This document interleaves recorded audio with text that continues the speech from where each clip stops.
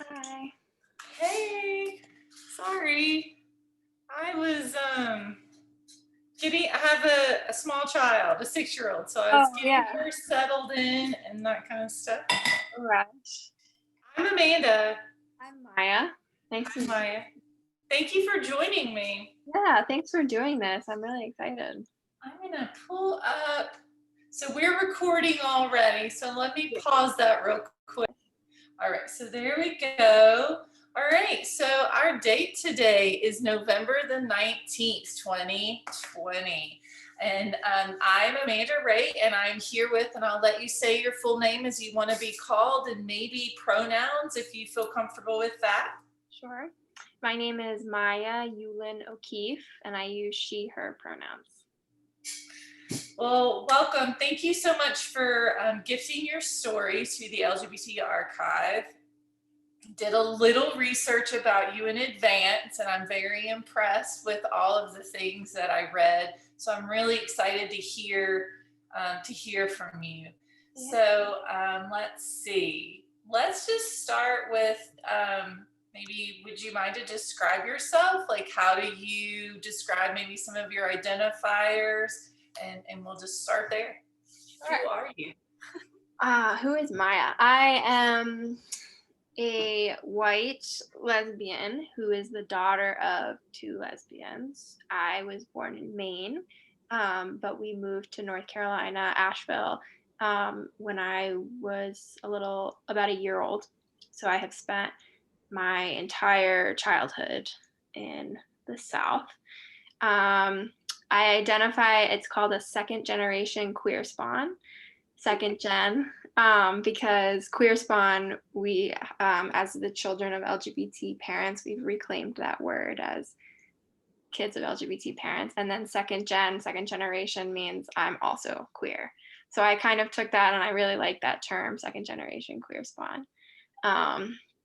And I am a lover of books and traveling and pets, and activism, LGBT activism, gender equality activism, specifically internationally. Wow. Can you tell me what your birthday is? 10/23/94. So I just turned Is 20. that a birthday? I did. I turned 26, and so I'm officially off my mom's health insurance, which is super exciting during COVID. Oh, yeah, it's kind of terrible timing. Yeah. I'm sure getting on your mom's health insurance probably wasn't easy to begin with either. I think I read one of a blog post or something about you talking about trying to get on your mom's health insurance. Or Yeah, maybe it was your brother. that was my brother. So one of my moms had me, and the other one gave birth to my brother.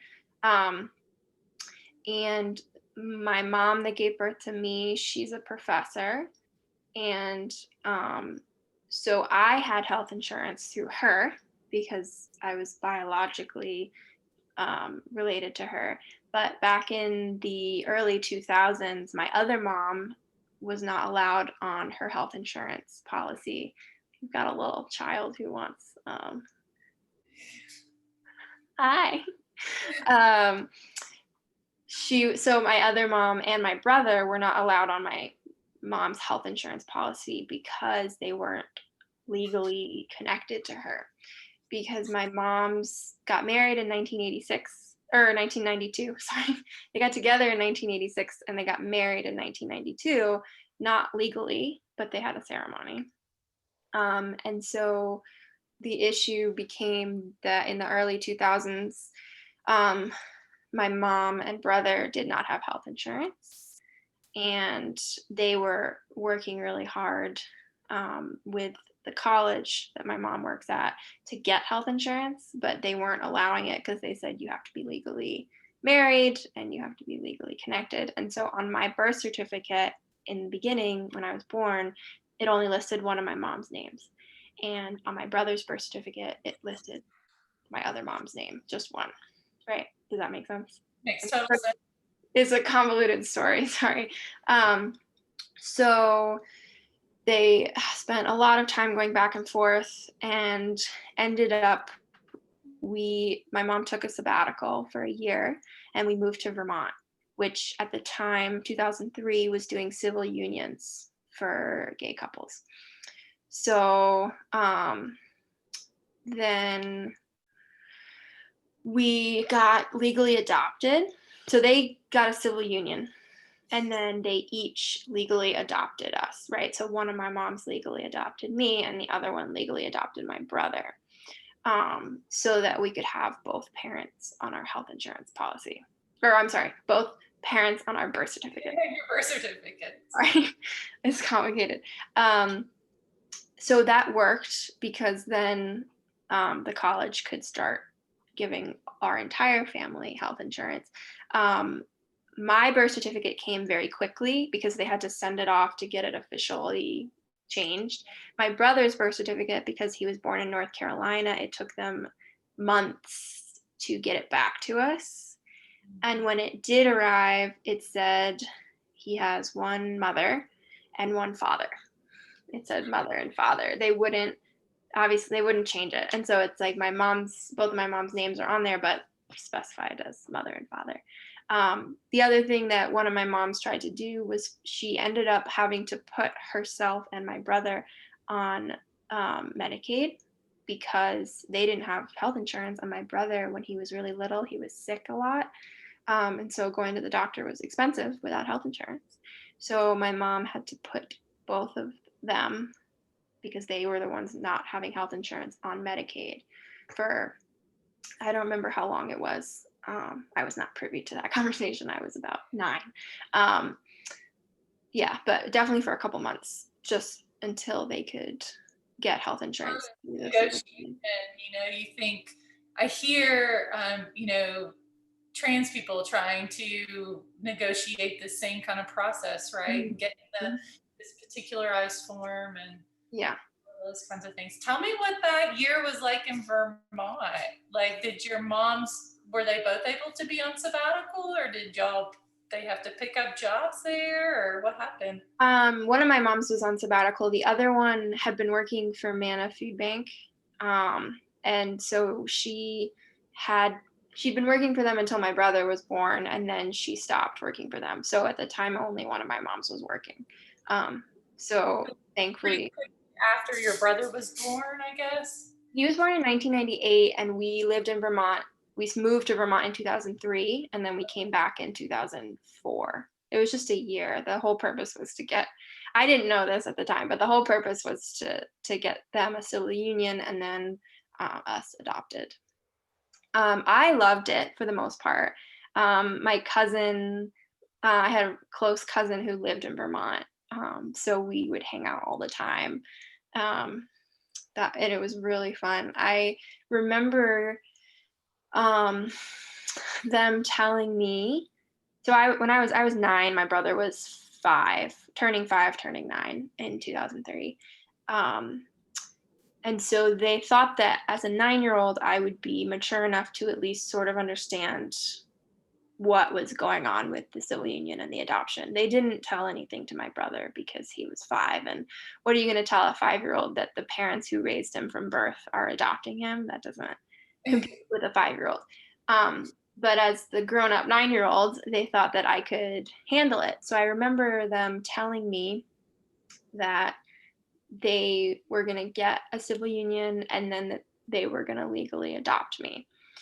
And I don't remember the conversation specifically, but I do remember having a very vivid understanding. And then I had a dream about this idea that they would bring me to an orphanage, leave me there, and then maybe come back to adopt me.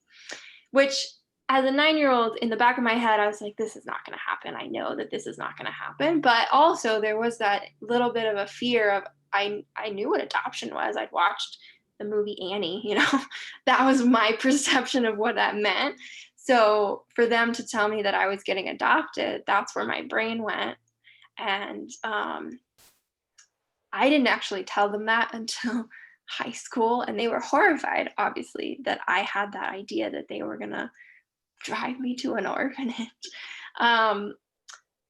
Yeah, so and I'm sure that they tried to explain it very well, but my brain just didn't go there. And the day that they were going to officially sign the papers, they asked me if I wanted to come. And I said no, because it was that or going and sledding with my cousin. And so, as a 9-year old, now I wish I had gone, of course. But as a 9-year old, I decided that I wanted to go sledding with my cousin. And there was this idea still in the back of my head of, do I want to go with you to the orphanage to sign my adoption papers? Not really. I want to go sledding with my cousin. So, and I guess the woman who was there to help them sign had drawn up these fun child-friendly birth certificates, thinking Aw. that we were gonna be there, and we weren't because we were busy. But yeah, so it was a wonderful year. I hadn't really spent a lot of time with snow, and I got to go learn how to downhill ski, and we went sledding a bunch. So I loved it. It was a great year. Um, yeah. Hmm. Yeah. So you said you moved here when you were a year old, so you've pretty much been here forever. You went away to school. I saw that you went to Philadelphia to Bryn Mawr, right? Mhm. Um, what's it like to come back to Asheville now? You could get kicked off your parents' health insurance. Yeah. Well, the reason I chose Bryn Mawr was it was not in the South. I My mom describes this as I was a fish that didn't know it was dry because I grew up um, in a more conservative community, kind of like in a don't ask, don't tell sort of situation at school. And also, I played soccer for a club team, and that was also a similar don't ask, don't tell sort of situation around my mom's. Um, and then I got to Bryn Mawr, and my eyes were opened because Bryn Mawr, if you don't know, is a very liberal women's college. And it was the first time I remember, it was one of the very first times that I told people I had two moms, and I got a visible positive reaction.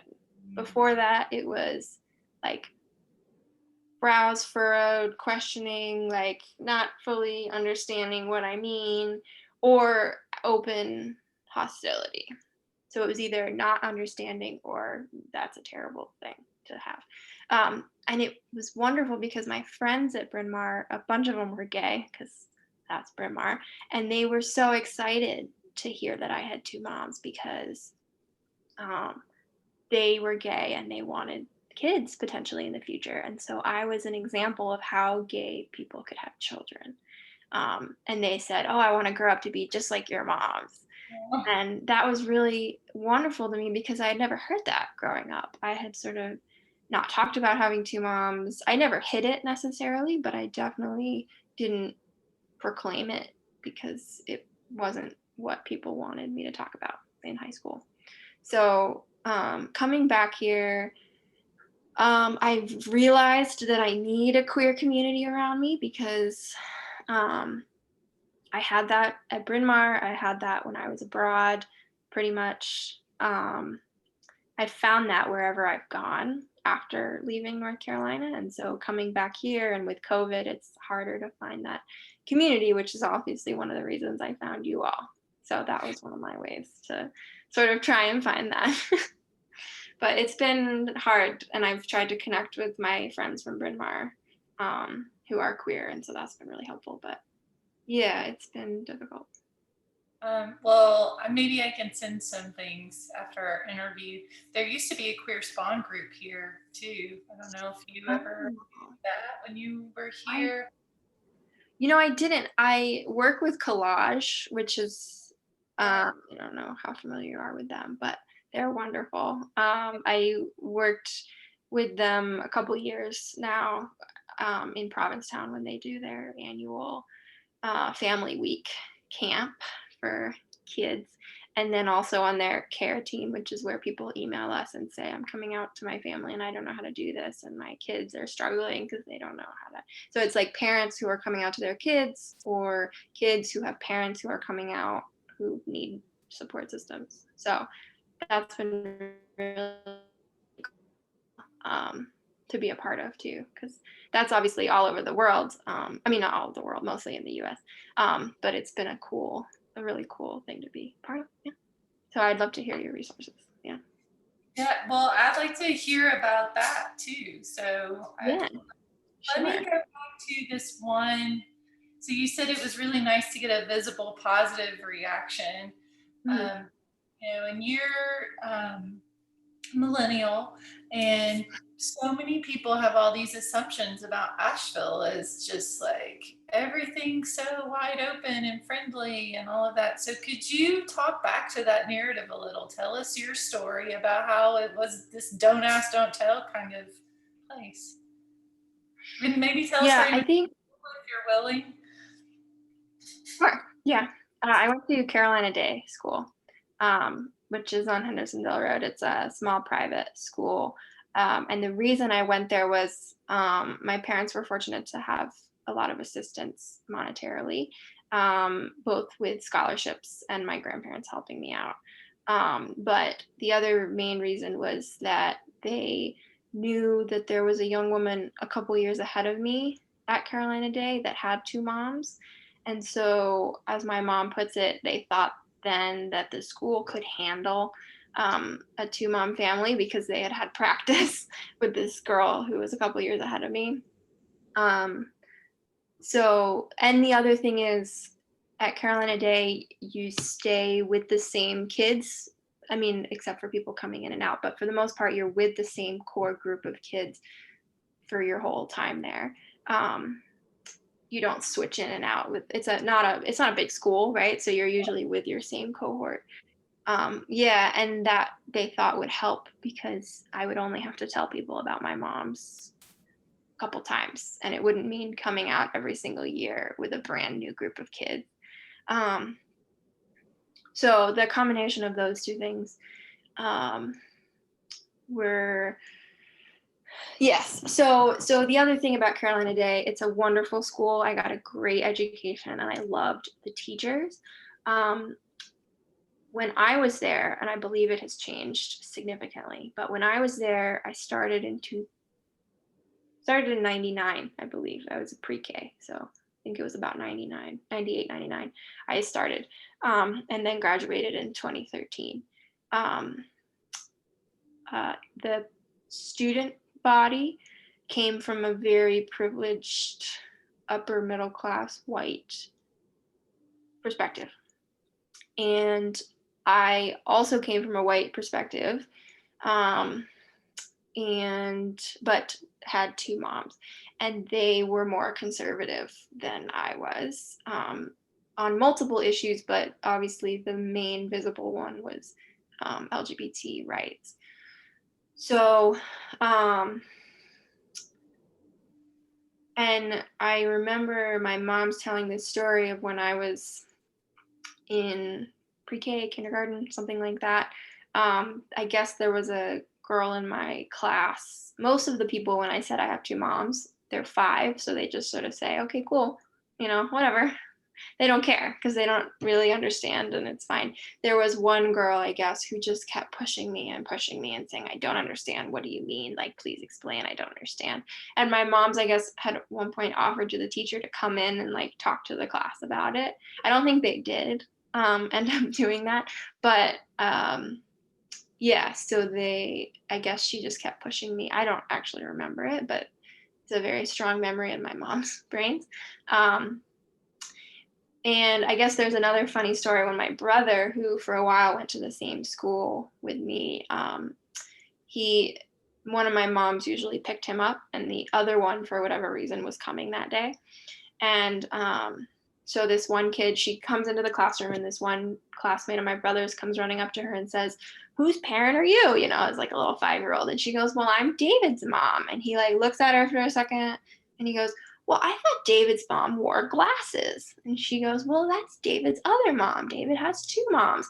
And the kid looks at her for a second and goes, "Well, I wish I had two moms." So That's a like, much better story. it's a great story. Yeah.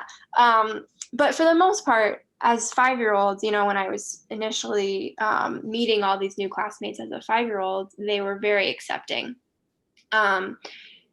It did become very apparent, like in middle school and high school, that I had very different values than a lot of my classmates. And it became very apparent when in my junior year of high school was a wild year because in the fall, I was part of a theater class that put on a one act every year, and we would put on the one act both at the school, and then we would take it to a competition that was like the North Carolina theater competition. And that year, my theater professor had somehow convinced the administration to allow him to do the Laramie Project, which you're aware of. Yeah. Okay. Some people aren't, and I'm like, what do you mean you aren't? I don't understand. But I tutored at Carolina Day for a while, so yeah, I don't know how he convinced them, but he did. So we had to take that full play, because it's about an hour and a half, I think. We boiled it down to a one act because that was what we were supposed to be doing. And there was like 8 or 9 of us, I think, and we had to meet with the school counselor a couple times because they just wanted us to be able to talk about the issue, I guess. It was not very well set up, to be honest with you. They sort of said, you should just go talk to the counselor because this is like intense stuff, but we don't really know how to help you otherwise. And I remember sitting there knowing that this play was much more personal to me than the rest of my classmates. It was obviously very intense and visibly intense for them as well, but not as personal. And so I didn't say anything. I just didn't want to deal. I didn't want to talk about it with these people who really wouldn't understand what it was like. The other thing was, right around that time, I had been going through some of my mom's old stuff. I was a history major in college, and I love this sort of thing, oral histories and sort of collecting stories from my mom's. And I found some of her files where she had been applying to go teach at various universities before she got this job in North Carolina. And one of the places she had applied to was the University of Wyoming in Laramie. So we would have been there when this happened. And in the play, I was playing a professor at the University of Wyoming in Laramie, a gay professor. So I felt like I was playing my mom, right? Yeah. And she talked about, this professor in the play talked about how she was scared to walk down the street, and she was scared to be out, and talked about all these really personal things, which I was then presenting.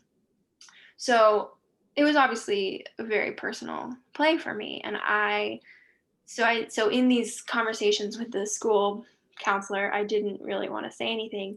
And at the end, everybody had sort of been talking, and he turns to me, the counselor, and says, Maya, do you want to add anything? And I was like, no, I really don't.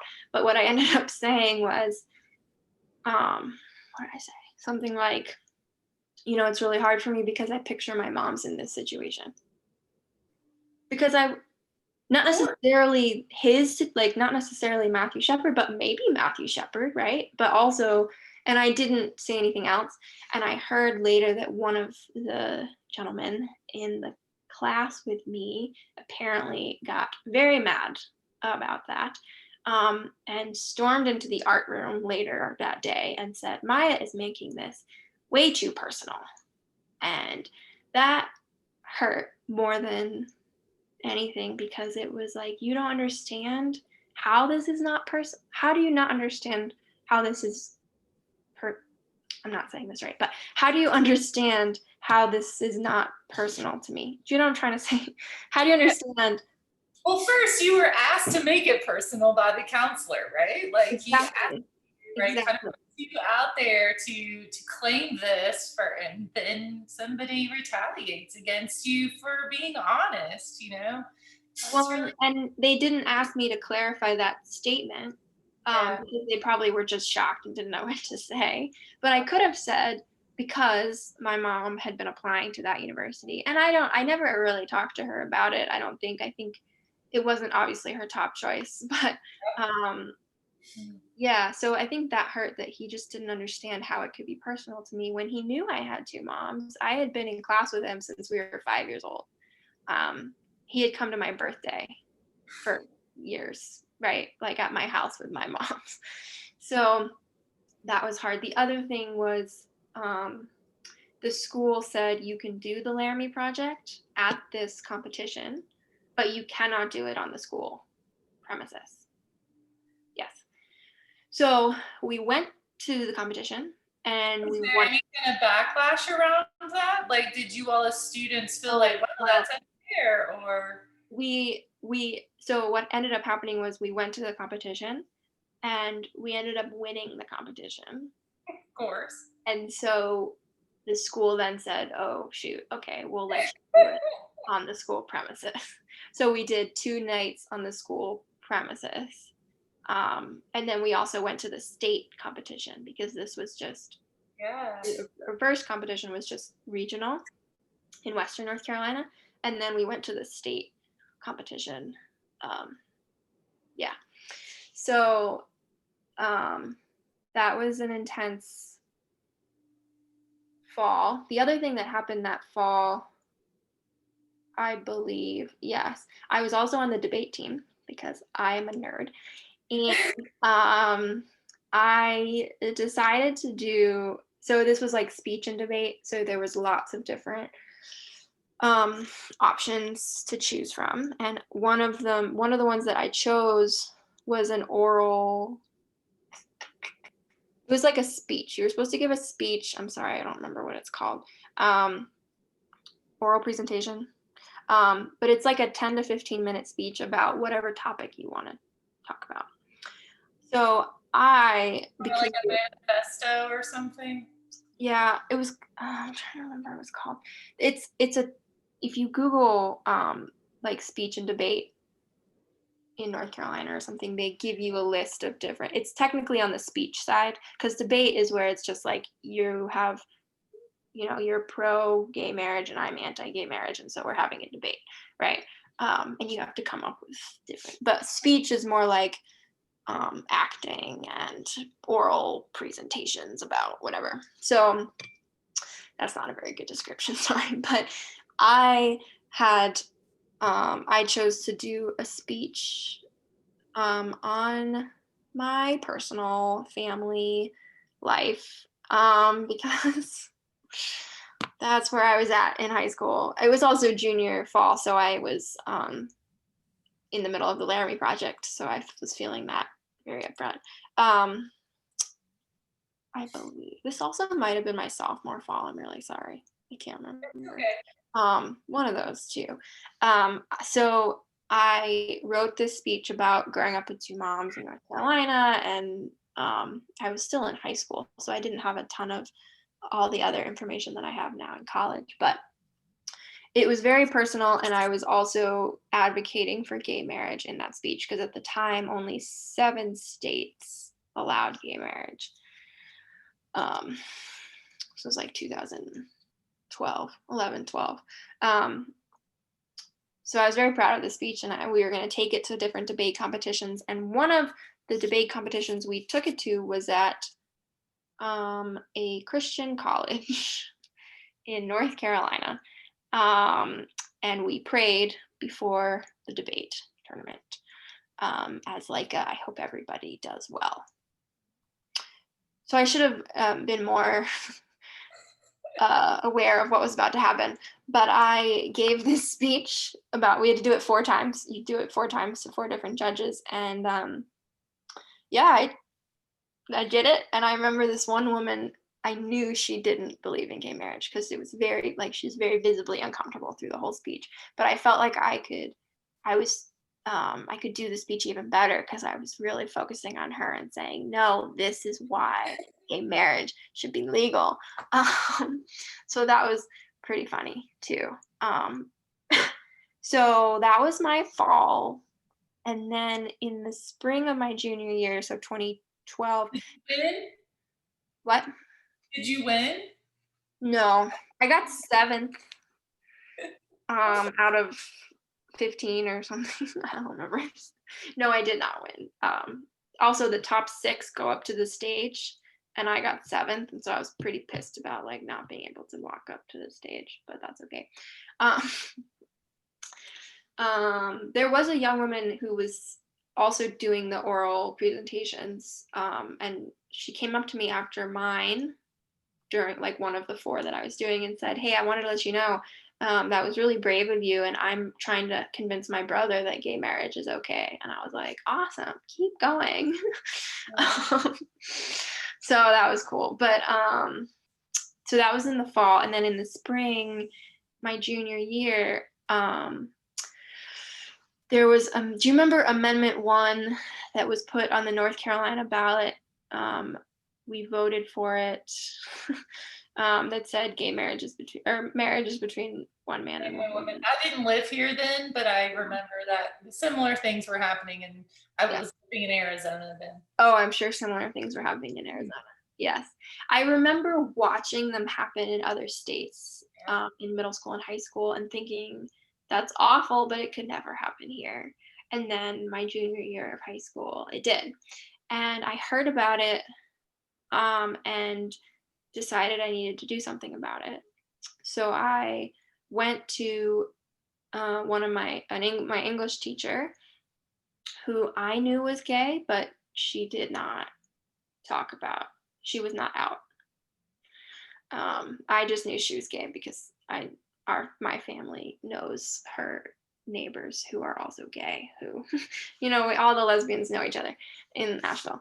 Um, that's not true, but it's kind of funny that. I think that's true. I don't know. I mean, quite possibly, it's like kind of true. So I went to her and said, "I want to start this club to organize against Amendment 1." And she said, "Awesome." I needed her to be my, advisor, like teacher advisor. Um, and so I wrote a little something to present to our all school meeting the next day to say, "This is what's going on. I'm going to organize a club. Please come during lunch to have a conversation about it." So I did, and I was really nervous beforehand. And I remember standing up in front of the entire high school, and starting to talk. And I think I got through 1, maybe 2 sentences, and I started crying in front of the entire high school. And I think the reason was it hadn't really hit me what was happening. And it was like my family's rights were getting threatened. And I was nervous to tell everybody because I hadn't talked about it that much growing up. And it was just a lot of emotions. So I cried in front of the entire high school. And I remember my French teacher, who I was very close with, she came and tried to help me through it, which was great. And then I sat down and lost it. And they, like, one of my biology teacher, I think, took me out of the room and sort of gave me tissues until I was like calm. And so I then came back into the room, and people started coming up to me the rest of that day and giving me a hug, and so that was really great. And part of me was like hoping nobody would come. Part of me was like, that was it. I'm done. That was all I needed to do. And so I remember the class before lunch, I had French class, and as I was exiting the French classroom, the head of the high school came up to me and said, "Can we talk for a second?" And he said, "Maya, you can't do your club because it's too political." And I said, "What do you mean it's too political? This is my family. You're making us political." Um, and I guess I was supposed to have gotten the club cleared by him before making the announcement, but I did not know that. And I'm very glad that I didn't know that, because I made the announcement anyways. And if I had known that I couldn't do it, I probably wouldn't have done it. But I'm very glad that I didn't know it. So I had to then go into this room of people knowing that we couldn't really do the club, but get them excited about maybe doing something. And so it was a lot to be thrown at me right before entering this classroom of an unknown number of people, right? I still didn't know how many people were actually going to show up.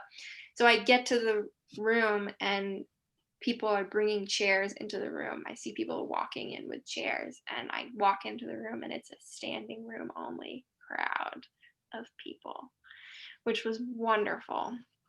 And then, of course, I just tried to talk to them about what the issue was and get them excited about what we could do, while also knowing that I had to jump through a bunch more hoops. We had to go talk to the head of the whole school because he wanted us to change what we were going to do because he didn't like the idea that we were going to be too political. Um, so what ended up happening was we met with the head of the school and he made us change our name because I wanted our name to be Anti-Amendment 1. But he made us our name be what was it called?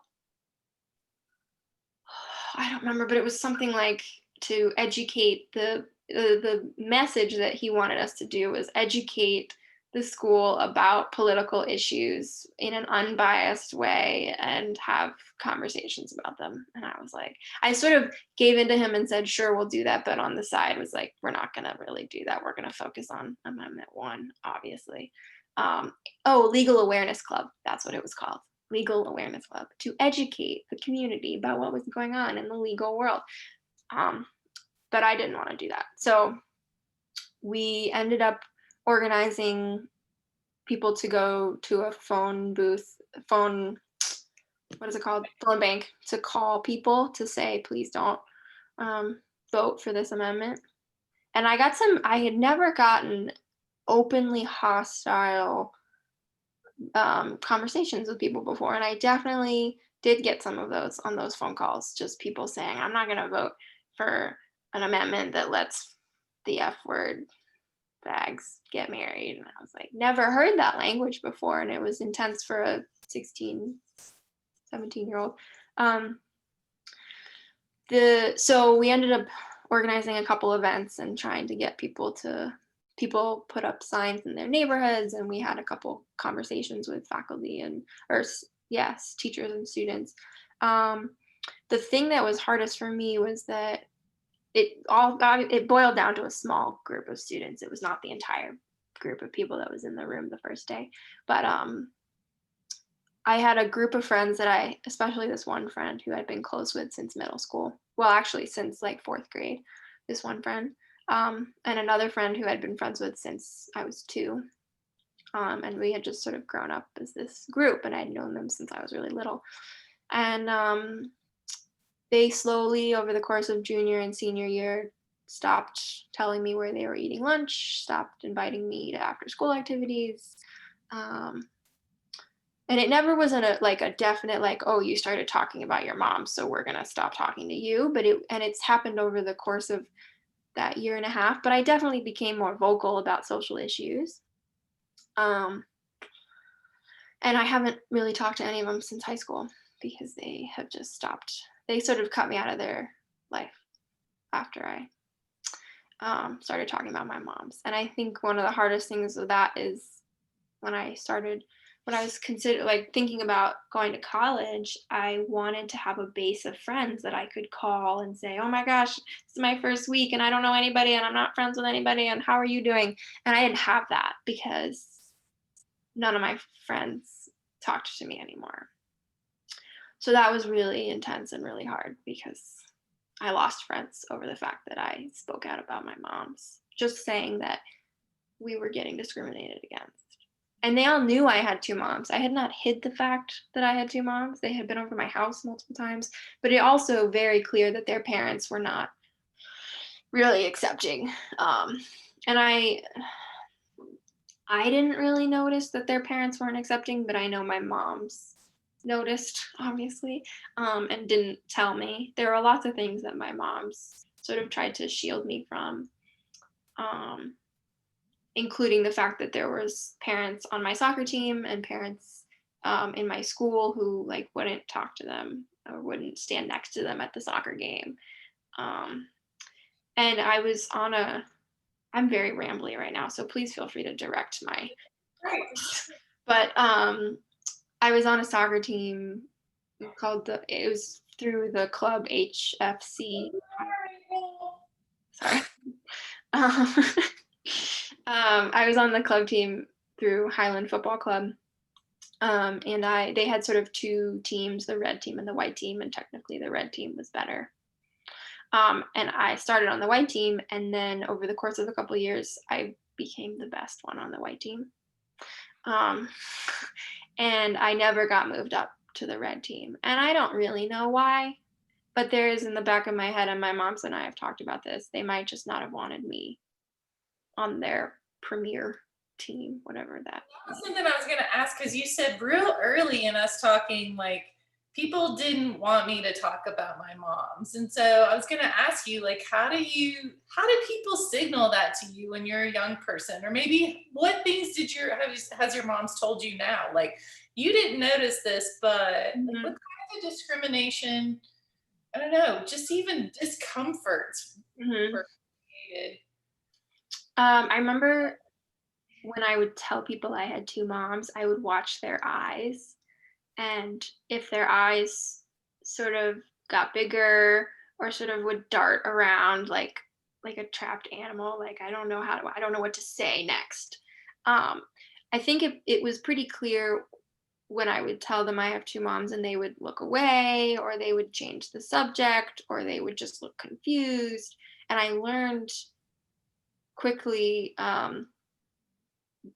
sort of when I should just drop it. And the other thing I learned was just to say my parents.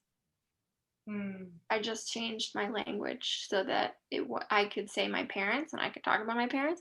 And I would also just say my mom and I wouldn't specify. I'd say my mom's coming to pick me up from soccer practice and I would never specify which one. And so that was sort of coded way of me still being able to talk about them, but not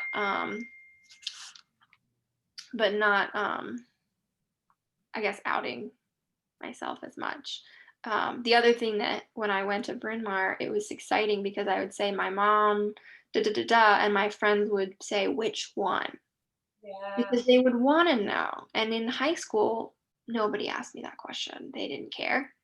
Do you think some of the Southern politeness plays in here where Yes. you've said don't ask, don't tell so many times, and I just could you talk just a little bit more about those feelings? Like, did that feel confining as a young person? And Yeah, it did. I think there was part of me that didn't realize it was so confining until I got out of it. Like I was saying, I was a fish that didn't know it was dry. I didn't realize how confining it was until, until I left the South. There is a big, there was a big part of the Southern politeness, Southern hospitality that, of course, I was often invited to play dates and birthday parties, but it was very clear that um, they did that, but it was still not really, you still don't really talk about.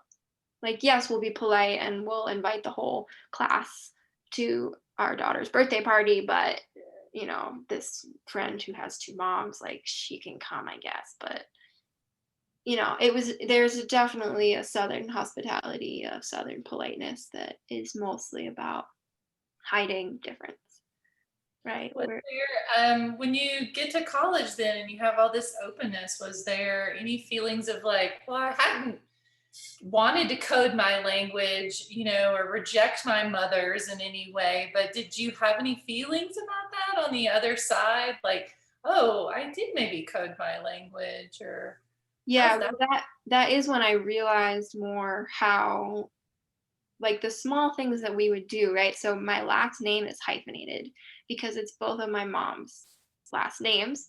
And the reason they did that was because when I was born, obviously I wasn't legally connected to one of my moms. And so it would just make it easier and harder for people to question if my mom would just walk in and say her name and then say her daughter's name. And it was an obvious connection with our last names.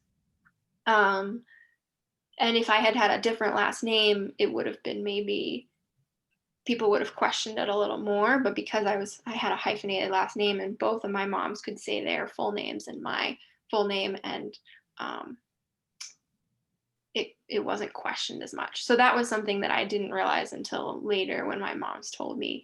The other thing I didn't realize until my moms told me was I have never, maybe I have a couple times now, but when I was growing up, I never saw my moms walk around the street anywhere holding hands. Never. I never saw it. And when we would go to a restaurant, they would oftentimes sit across from each other, sort of position themselves to look like it was um, two different families, right? A mom and a mom, and then their individual kids. Um, and then the other thing that I didn't realize was weird until I got to college was that when oftentimes, very frequently when I was growing up, the waiter would come at the end of the meal and say, "Do you want one check or two?" And I thought that that was just something that they did with everybody. But when I got to college, my friends were like, "No, Maya, they don't do that with a mom and a dad family. They are questioning your family, um, and whether because they aren't sure if it's a two separate mom families or a two mom family, right?" Um, and I think they should just always do that, right? It's not a bad thing to do it. It's just a bad thing to only do it with two mom families. Um, and I had no idea. That was another, I mean, you just grow up in that environment and you don't realize that that's an issue until somebody tells you. Um, so those were some things that I realized later that my mom's sort of shielded me from to some extent. Um, I don't remember your question. I'm so sorry. You did just fine. Let's shift gears a little. Maybe if you feel comfortable, would you be willing to talk about your own coming out journey? How'd you Sure. get there and what Yeah. was that Um, so growing up, I didn't really think about my sexuality because I was a kid. Um, but I watched on TV and in the news, and also people in my life say, well, two women can't have kids because they would turn them gay, right? Gay parents make gay kids. That's what I heard, right? No, it makes total sense, of course, right? That's because then I would think, okay, well, then how did gay people become a thing? Because if gay parents make gay There's kids, a heterosexual parent that's a gay somewhere in there, right? For the rest of us. that's probably what it is. But I heard that, and I also heard more negative things like gay parents shouldn't have children because they will sexually assault them, or they will turn them gay, or they will make them be terrible humans. They'll come out with drug issues, or I mean, there's so many things that I heard growing up as a kid. And so I always would tell people, first of all, I got asked if I was gay at a way too young age. I was probably like 8 years old when I first got asked. And it would always come after the question, after I said I have two moms. And that was the other thing that I learned, to just not want to talk about them, because I would say, "Oh, I have two moms." And the next question they would say is, "Oh, does that mean you're gay?" And this happened starting when I was about 8, I want to say. And then it has continued for my whole life. Like, we're talking last year, I got that question um, from somebody who lives in the South, grew up in the South. Or I guess she didn't grow up, whatever. She spent a bunch of time in the South. Um, so I, as a kid, would take that sort of assumption that people would jump to and say, "Oh, no, it's okay. I'm not gay. Oh, it's okay." Like, I'm proving you wrong by saying I'm straight, right? I'm proving you wrong about gay parents turning their kids gay. And I'm also proving you wrong about all those other terrible things because I'm straight. I'm an example of the community of how gay parents can have straight children. So I was straight through high school, partially because I just wasn't really thinking about it, and also partially because I was pushing back against that narrative. Um, so then I got to Bryn Mawr. And I started to realize that I maybe wasn't straight. But it took me 4 years to come out, because I had so internalized that narrative of I have to be straight, otherwise I will ruin the LGBT movement for the entire community, because they could point to me and say, "This is why gay parents should not have children, because they will turn them gay. This is a prime example." So I put a lot of weight on my shoulders as an 18-year-old, through 22-year-old. And it took me years of therapy and talking to some of my best friends in college who were all gay and who were very accepting that I went to the first Rainbow Alliance meeting as the daughter of two women, not as a queer woman. And they accepted that and let me work through that. Um, and there were multiple times when I would practice with friends of mine saying, I am gay. And the first time I said it, I cried because I rejected it so much because of this. And everybody says, oh, it must have been so easy because you had two moms, so you knew they'd be accepting. And of course they're accepting. They're not the issue. It's the rest of the world and my own personal internalized homophobia that I'm, to be honest, still working on because it was just so ingrained through my whole childhood of you can't be gay. You're not allowed to be gay. And it was all about me. I knew people who had two moms and were also gay. And I was fully accepting and loved that. But I, on the other hand, could not. And it was just an internalized homophobia. So I ended up coming out in my senior year of college. And I remember telling my moms, and I cried because I was telling them how hard it was for me because there was a big part of me still at that time that didn't want to be gay. Because the other thing was there's another part, partially the internalized homophobia, not wanting to prove people right. But the other thing is I watched my moms have to go through so much. And I didn't want my kids to go through that, what I went through. And I didn't want to go through what my moms went through. And so there was this rejection of, I don't want that. And also, I didn't understand that. I mean, I did to some extent recognize that we live in 2020 now. And so I wouldn't have to go through a lot of what my moms went through. But yeah, the other thing I just thought of, it's a little sidetrack, but before I was born, I'm sort of an old gaby queer spawn. Like most of the people who have LGBT parents are younger than me. There's definitely people who are older, but especially people who were born into a two mom family, right? So a lot of people, they are born into a straight family and then they get divorced and things. So I'm one of the older people in my community. I'm so old. You're an elder. I'm an elder. That's right. My mom's tell this story of they lived in Texas for 2 years while my mom was getting her master's or PhD. Sorry. And although she didn't finish, so maybe just cut that part out. It doesn't really matter. They were in Texas. They were living in Texas for a couple of years, and they started a I don't remember what it was called, but it was like lesbian couples who wanted children group because they had to figure out the legal side and they had to figure out the social side and they had to figure out the biology side of how is this going to work. And they didn't know anybody. There was nothing online. There was no resources. They didn't have anybody they knew who had done this. And so they sort of started this group to try and get support from others and sort of pool their knowledge and resources. And I know Your brother was born or around the time? No, this was 1988, and I was born in 1994.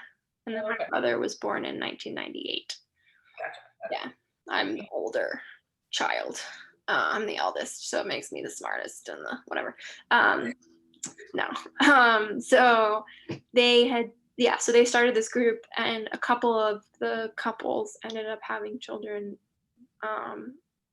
because they had just had these conversations, and it was just a time when there wasn't anybody doing it. It was also, my moms were sort of the first of their friends. I guess this was in Maine, so maybe you don't care about this, but the first of their friends to get married in 1986, or sorry, 1992, because I guess at the time, you just get together and you just live together and there's no legal So why even have a wedding, I guess? And my moms wanted to celebrate their love, and so they had a wedding, and it wasn't legal or anything, but they had a wedding in 92. But yes, I just wanted to throw in the fact that in Texas, they had started this group that was for lesbians trying to get married or trying to have children. Did your mom Yeah. here in Asheville, did they continue with that kind of activism? Did they continue with that group or continue to connect with any of those people? They're still connected to some of those people. I think what took up all their energy was trying to get health insurance for us. So they didn't continue the group after they left Texas, but yes, they continued their individual activism that then led to the college accepting everybody on their health insurance. Do you want to talk a little bit about some of the activism you've done and maybe even like start by giving us a philosophy of activism? Like, what counts as activism really, and what role does it play in your life? What counts as activism? Anything counts as activism. I really do believe that, yes, you can change policies and you can have marches and things like that, but sometimes just as important is to have individual conversations. Um, I gave some speeches in college about growing up with two moms in North Carolina, which I thought I could include in this if you wanted them. Absolutely. Yeah, sure. They were written a couple years ago, so I don't really remember if they're very good or not. But yes, my speeches over the years. I remember after one of the speeches I gave, this woman at Bryn Mawr comes up to me and says, "Thank you so much for giving your speech. Before your speech today, I didn't realize I could be a parent because as a queer woman, she hadn't realized that she could have children." And then she walked away and I was like, "No, come back. Like, I want to talk to you more. Where are you going?" And it was also in the middle of, I was trying to set something up. And so I was like, I have to do this, but don't go away. So that is a great example of, I had this connection with this woman and I don't even know her name. I've never talked to her since, but that sort of thing is just as important, connecting and giving people who maybe didn't have the resources or the examples growing up. And the other part of that is talking to people who aren't gay. And I've had multiple conversations with those people, including white cis straight males who do not fully realize their privilege. And I have been excellent at educating them about that. When I lived in Rwanda a couple years ago, I was working for this organization, and there was a guy who was from the Northeast, but he had grown up in a conservative family. These two guys both went to like a Christian college, both white cis straight gentlemen. And I told them I had two moms, and then one of them asked right after that and said, "Oh, so are you gay too?" And I said, "Yes, but that's not." Let me tell you why that's not a good question. And I educated them, and they're some of my best friends now, and they're great about it. And they hadn't really thought about what it meant to be gay before meeting me. So I think that's just an example of, you have to help people in the LGBT community who maybe don't have, just talk to them and provide them with community resources. And then also, when you have the energy, have conversations with people who are not in the LGBT community and maybe need help. I've had those conversations multiple times and have had questions that are not appropriate asked of me. And I've been having these conversations long enough that I can deal with the questions, but I also think it's important for me to have those conversations because I can deal with them, and I don't want those people to then go ask like this new gaby who has just come out of the closet, and then they go and ask these stupid questions. So I think that's also something where you sort of start with where you are, and as you get more comfortable having the conversations, and also just more comfortable with who you are, you can have these conversations. And I think we should have these conversations, especially as white folks going into white communities and saying we need to have these conversations because trans women of color are the ones that are most affected. Yeah, I've had people from, not all these people were from the South, but I've had people ask me, um, how are you possible, right? How are you possible? You can't have two moms. That's not possible. What is it? How do gay people have sex? Lesbians and gay men. They were more confused about lesbians, I think, because they sort of understood the gay men thing. But I was like, I don't want to answer that question. I did, though, because I didn't want them asking. First of all, I said, Google it. I will explain a little bit, but also Google it, because it's not that hard to understand.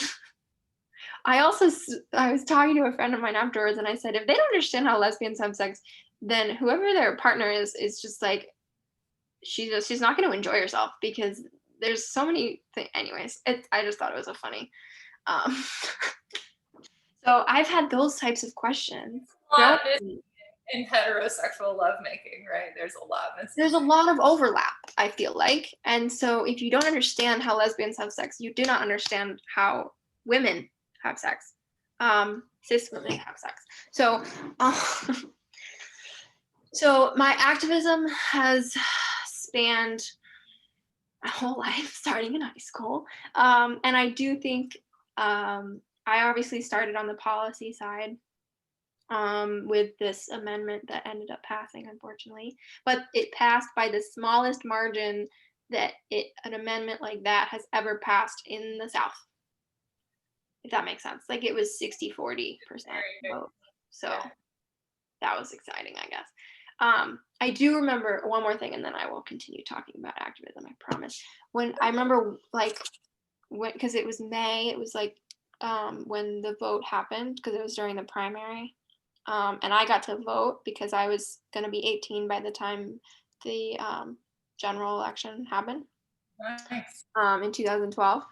And I remember sitting at the TV watching all the results come in, and specifically, obviously, watching this amendment. And when it was called that it had passed, I was very upset. And my moms were sort of like, yeah, we knew it was going to pass. And to me, that was awful, because I was like, how could you know it was going to pass? This is an awful amendment. Why did you think it was going to pass? And I remember running up to my room and crying and writing in my journal saying, this is terrible and they don't understand me. My moms don't understand me. And this is really hard. And it was hard. I mean, I had poured a lot into it, and I had put a lot of myself out in public in ways that I had not before, and we lost. It's like a really bad breakup, but publicly happening. Mm-hmm. Wow. Yeah. And so then the next day at all school meeting, I had to make an announcement and say, we're having a meeting today, but the amendment passed, so we're going to talk about that. And I knew there were people in the audience who probably were happy that it passed. But anyways. Sorry. The organization that you worked with, I looked this up, so correct me if I'm wrong. Friends Committee on National Legislation, is that it? Mm-hmm. Could you tell us, how'd you get involved with them and what kinds of things you did? Sure.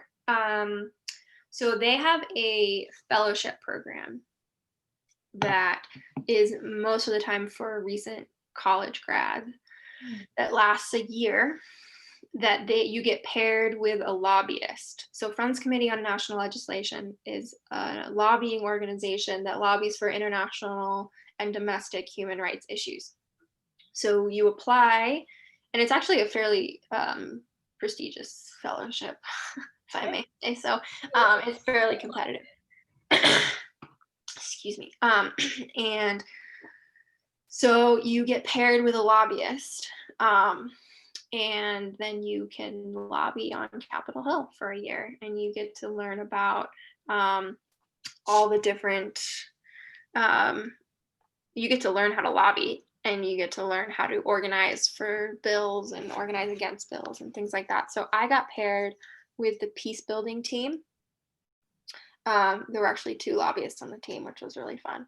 And we lobbied for international peace building, which sort of means that we were trying to put structures in the US government to monitor and prevent violence before it happens in other countries, and provide more funding to both prevent violence and then also work in countries where there was continuous violence. So the idea is that it actually costs less money to prevent violence before it happens than to deal with it after it starts. Money wise, also life wise, but in terms of talking to Congress, we were talking about money, unfortunately. So that was a wonderful experience because we were lobbying on this bill called the Elie Wiesel Genocide and Atrocities Prevention Act, which the point of it was to increase, see if I can remember this spiel that I had to give every time we went on the Hill. So it was to put structures in the US government so that they had to report and continually stay updated on key countries that had the possibility of flaring up into violence. And there's sort of three tiers of those countries.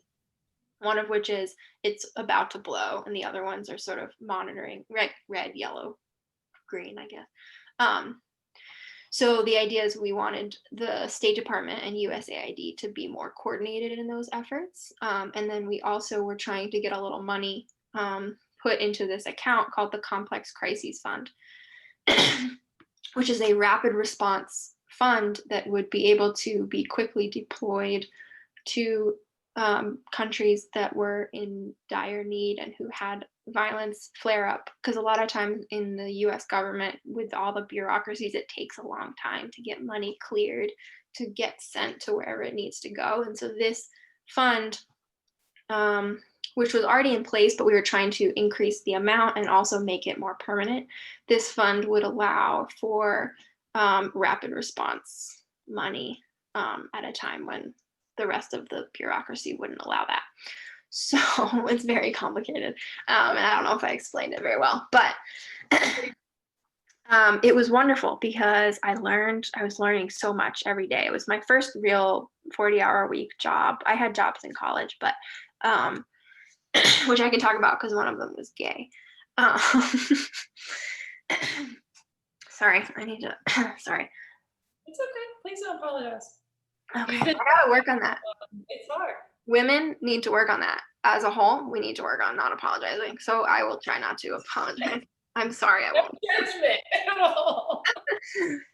So I learned a lot. I got to go and lobby. I was writing blog posts and letters to the editor, and we were the head of this group called the Prevention and Protection Working Group. There was like 70 different NGOs and international NGOs that got together once a month to talk about peace building and violence prevention issues.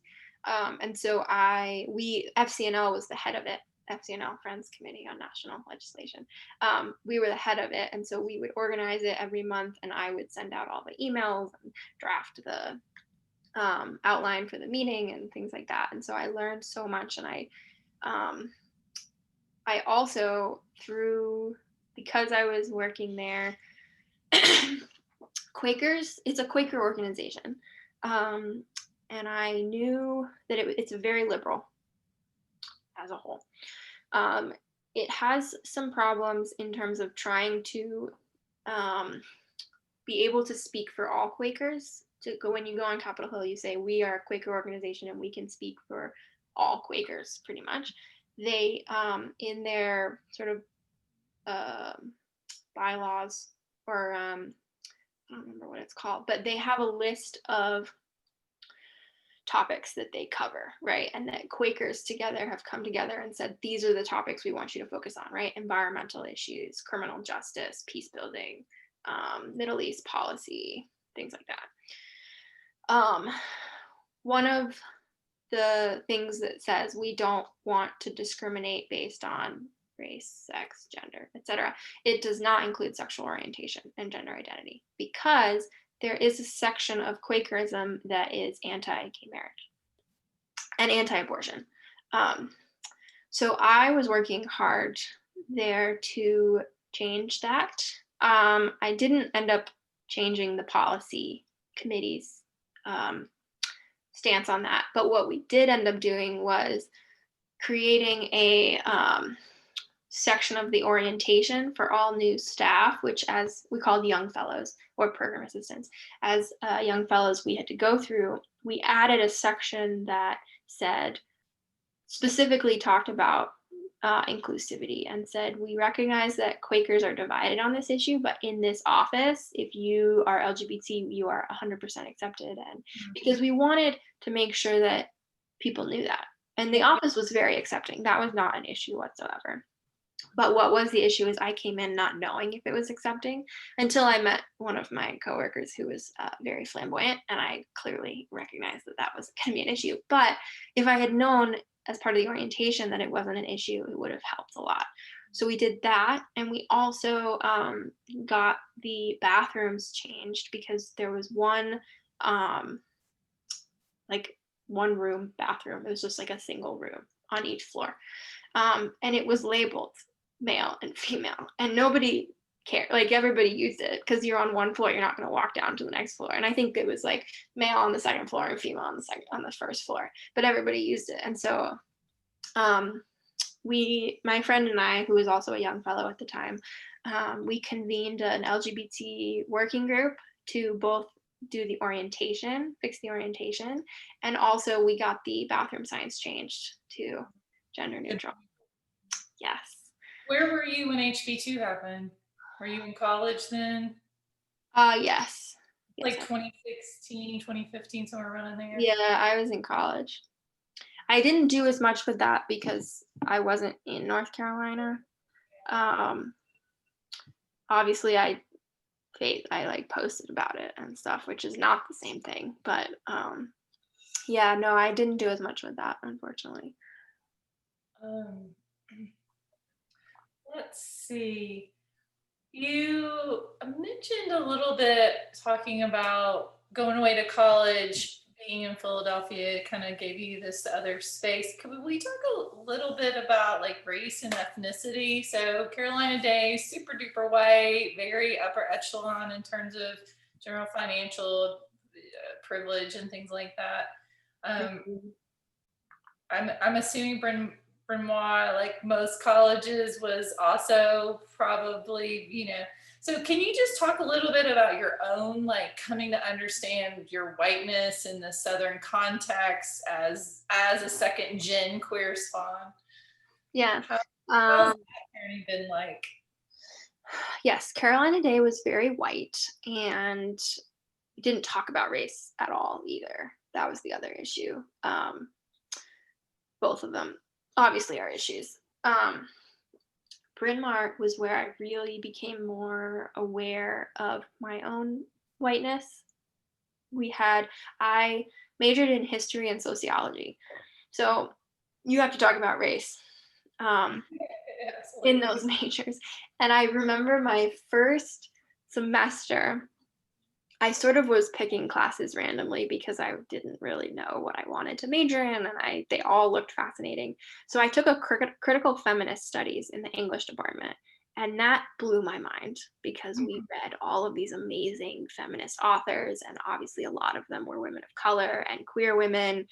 And I was sitting in a room with all women, well, mostly women and non-binary folks, no men in the room. And we were having these amazing conversations, and just, it blew my mind. And it slowly, and it obviously takes a while because you have to just keep having the conversations. I also took my freshman seminar. I took a class called Transgenderism Around the World. It's like changing cultures, changing genders, transgenderism around the world. And my moms were like, yes, these are all the classes that she's taking as a freshman in college. She's just diving right in. so that again was helpful also in terms of talking about race and also talking about being cisgender, because that also was a word that I hadn't really thought about, come across at all. Um, yeah, I have gained so much vocabulary and understanding and knowledge at Bryn Mawr. It just was mind blowing and opening. Um, I would say that it was sometimes sometimes it was told in a helpful way and I could learn from it. And then there were other times when I felt like I was wrong and could never be right as a white person. Um, so I think there's room to grow in that area, which as a queer woman, I understand the anger and the I don't want to talk about this. And so I think that that's very valid, and it's my job as a white person to then go figure out what I said that was wrong or what I need to know more of. But I also strive as a queer woman to just talk through it and say, let me just talk you through what you said because that wasn't quite right, but let's talk through it and sort of try and be more open. And I think that um, I've learned a lot of vocabulary around being white. The other way that I learned very visibly about being white was when I was abroad.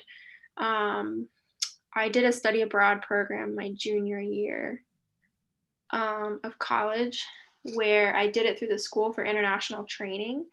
They have an international honors program where I was studying public health. And we started in the US, we started in DC, and then we went to India, South Africa, and Brazil. Wow. Yes, it was phenomenal and has changed the trajectory of what I want to do in my life. It How was long was your trip? it was a semester, so we spent about a month in each country. Yeah, and I think India was the first country we went to, and we were walking out of the airport with the intense heat. And in India, people stare a lot. And so, as a woman walking down the street alone with all these men staring at you, it was an intense situation. But that also, going to India and then obviously South Africa with the history of the apartheid. And then Brazil, it was much whiter for the most part. We were in Sao Paulo and we stayed with mostly white families, upper middle class white families. But I was studying maternal and child health specifically, which was another intense experience. I have multiple stories about. We would go and interview doctors and women and midwives and talk to them about like percentage of women who give birth in the hospital versus in their homes, and C-section versus vaginal birth, right? So that was also very eye-opening in terms of privilege, just coming from the US and as a white person. And there were definitely times, specifically in India, where we were very aware that this was not okay to be happening. We went to a slum in India, and that's what they call it. I want to specify that that's what they call it. I know that that's not a word that we use, but that is what they call it in India.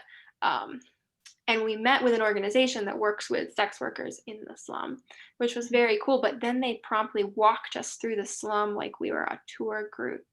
Oh no. Which for us was like, and then we had a conversation as a group afterwards and said that was, but it was also hard for us to say, oh no, we don't want to do this, because we didn't really know what was happening, and we were the guests and they were leading us through. So that was very uncomfortable. The other uncomfortable thing that happened was in my maternal and child health group, we as a group, there was like 5 or 6 of us, we went off by ourselves to go talk to this doctor in a rural hospital in India, because we spent half the time in Delhi and Cape Town, South Africa, and Sao Paulo, Brazil, and the other half of our time in a rural part of those countries, which was very cool because we got the dual. Yeah, we got both. So like 2-ish weeks, depending on the country. We spent more time in the city, but in India we only spent maybe a week in the rural area. But I'm rambling. Sorry. What? Fascinating. Yeah, it is fascinating. I love talking about it because it's just fascinating. But so my maternal and child health group, when we were in rural India, the 6 of us, went to talk to this doctor in this rural hospital. And it was just the 6 of us in the room, and he's talking to us, and we're asking questions, and then this guy comes in and says something in Hindi.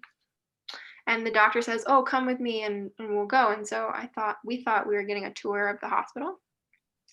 But instead he walks us into the maternity ward, which is one room with 4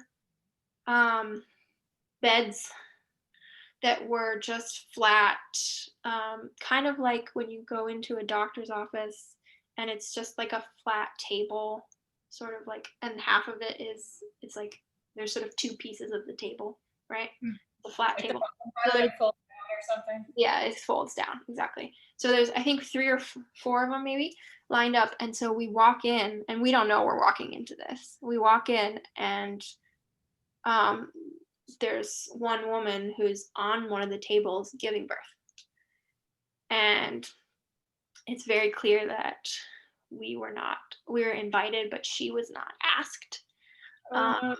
Yeah, and we sort of were standing there, and the guy who was walking with us, he said, "Okay, you can watch this, and then we'll continue the tour or something." And we were sort of, we're college students, we don't really know what's going on, and most of us were white in the group, and we were just watching this woman give birth, and I think it was her first child, because she didn't know the education about giving birth is not anywhere near where it needs to be in India, rural India.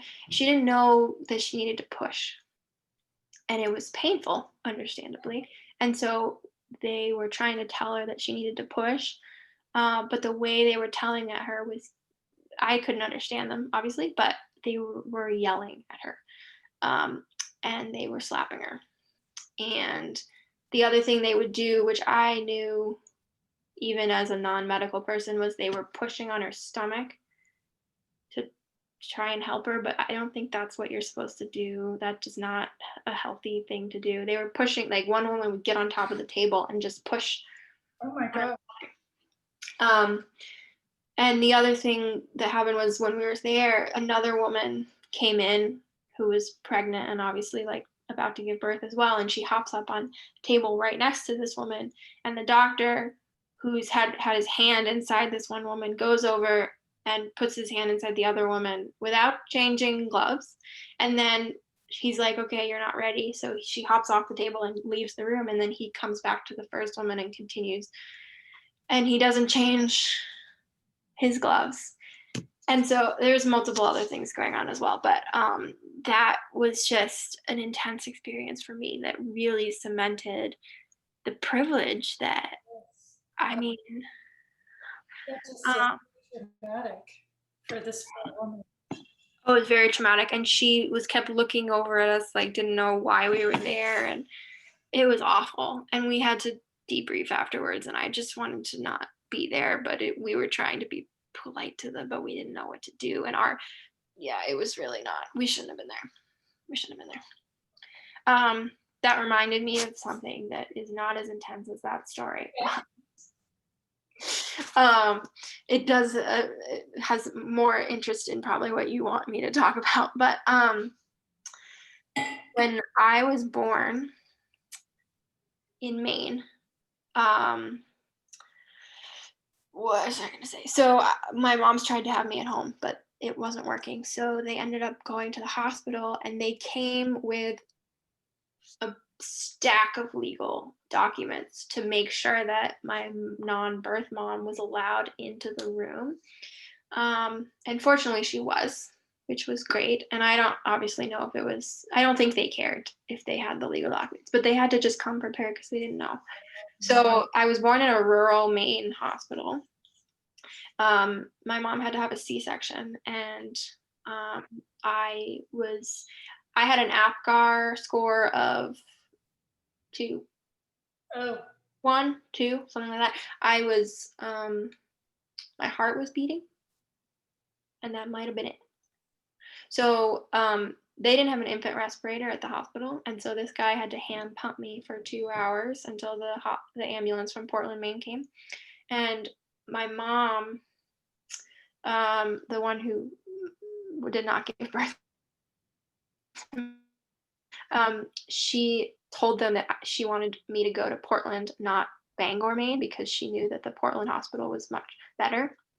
And so fortunately, because she was there, she was allowed in the room, which was not a given at all, especially in a rural Maine hospital. She sent me to the better hospital, and I ended up being in the NICU for 2 weeks until I was allowed to come home.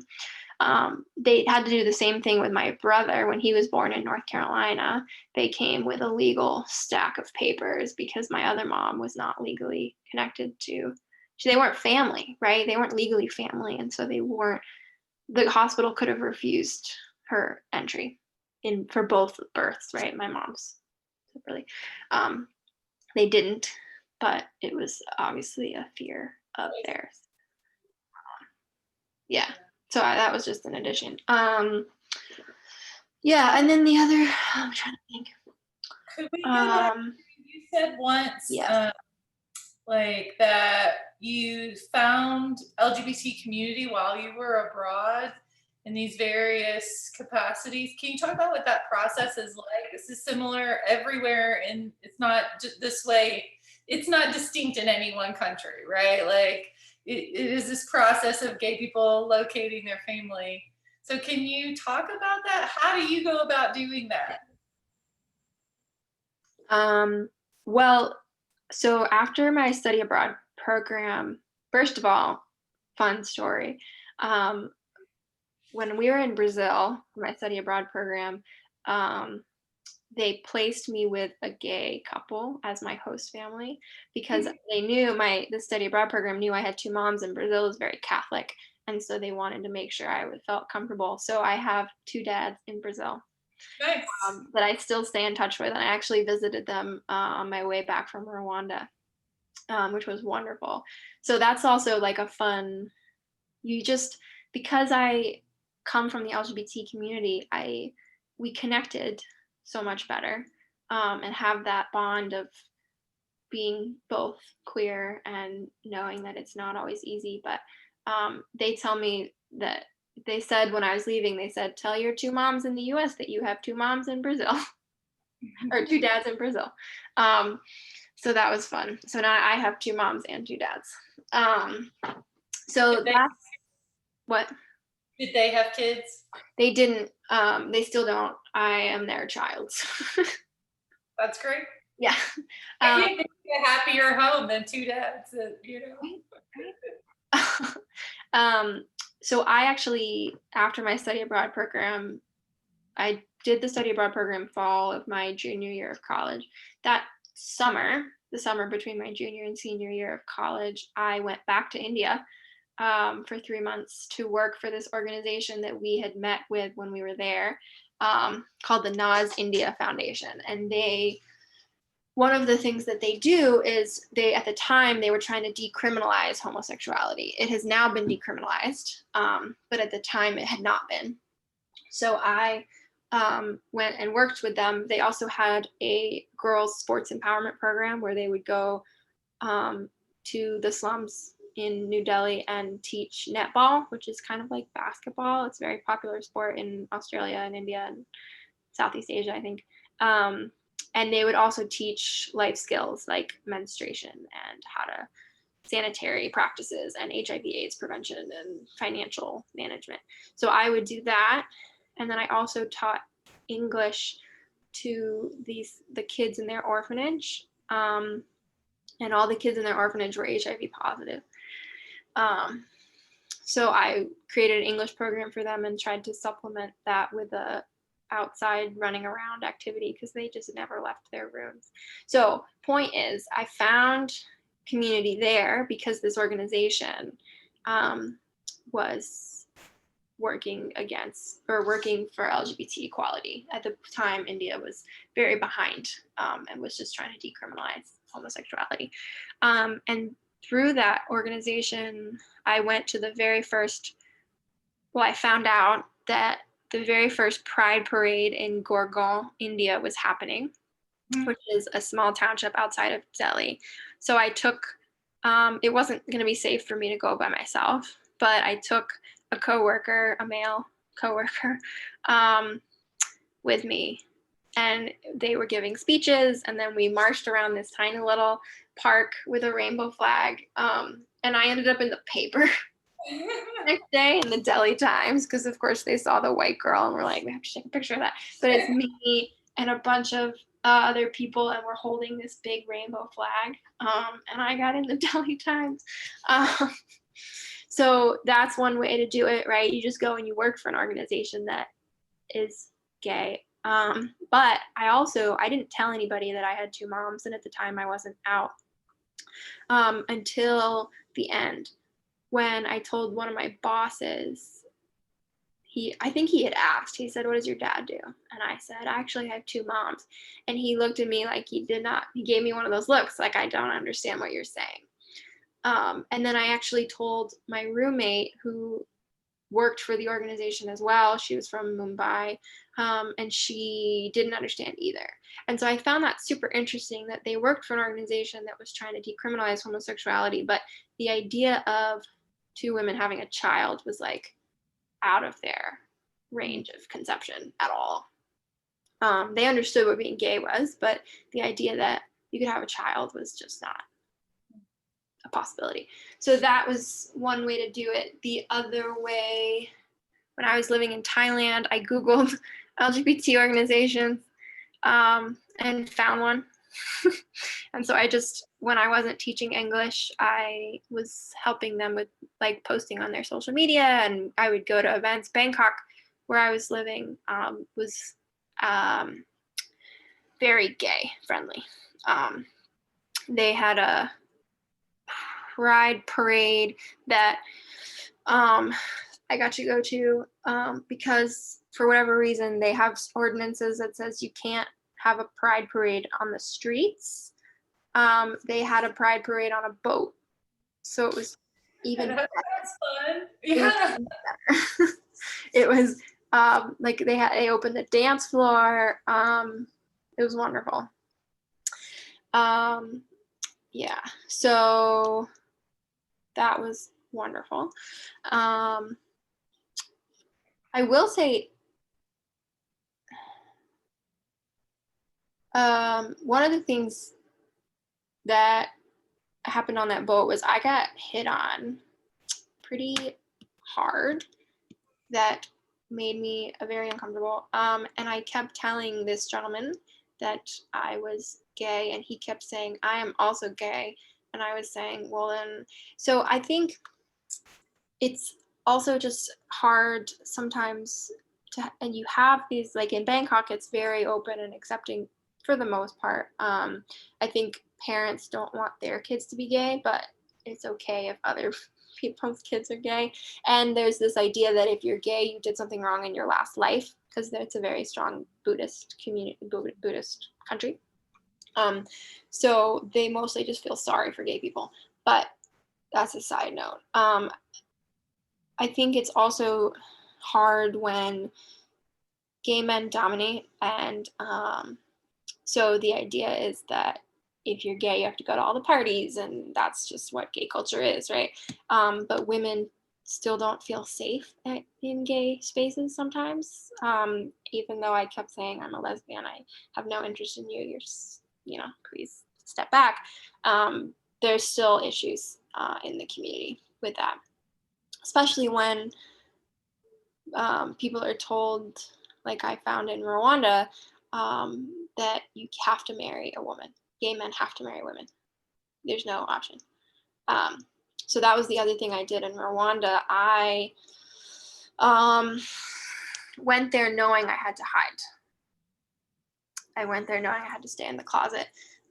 So I scrubbed my Facebook page. I printed out pictures of my extended family, because I knew my host family in Rwanda would want to see pictures of my family, because that's just how you connect with people. And so I printed out pictures of my aunts and uncles and cousins, so I could show them those pictures and just say, here's me, and here's my brother, and here's my mom, and then not point out my other mom, right? And I could have pictures of me and one of my moms, but just not specific, you know what I mean? And I just dodged the do you have a boyfriend question. I would say no, which is very true. I had a girlfriend at the time, but obviously I didn't want to tell them that. So to backtrack slightly, I'm talking a lot. I hope this is okay. I also have a meeting at 3, I believe, so I would have to go at some point. 3:30, just so you know. I hope this isn't too long. I don't need to. Okay. This is usually I set aside 2 hours, and so Okay, cool. you're doing great. There's no right or wrong way to do this, and your stories are really fascinating. So Okay, good. Well, I'm glad that you're fine. Talk this much about yourself, I'm sure. Yeah, well, I keep drinking because I'm like this sore throat. So yes, when I went to Rwanda, I knew that I had to hide. I found connections through FCNL when I was working in DC. I got connections to people working in Rwanda, which is how I ended up there. And I won a couple grants to fund my trip because obviously the organizations there weren't gonna pay me.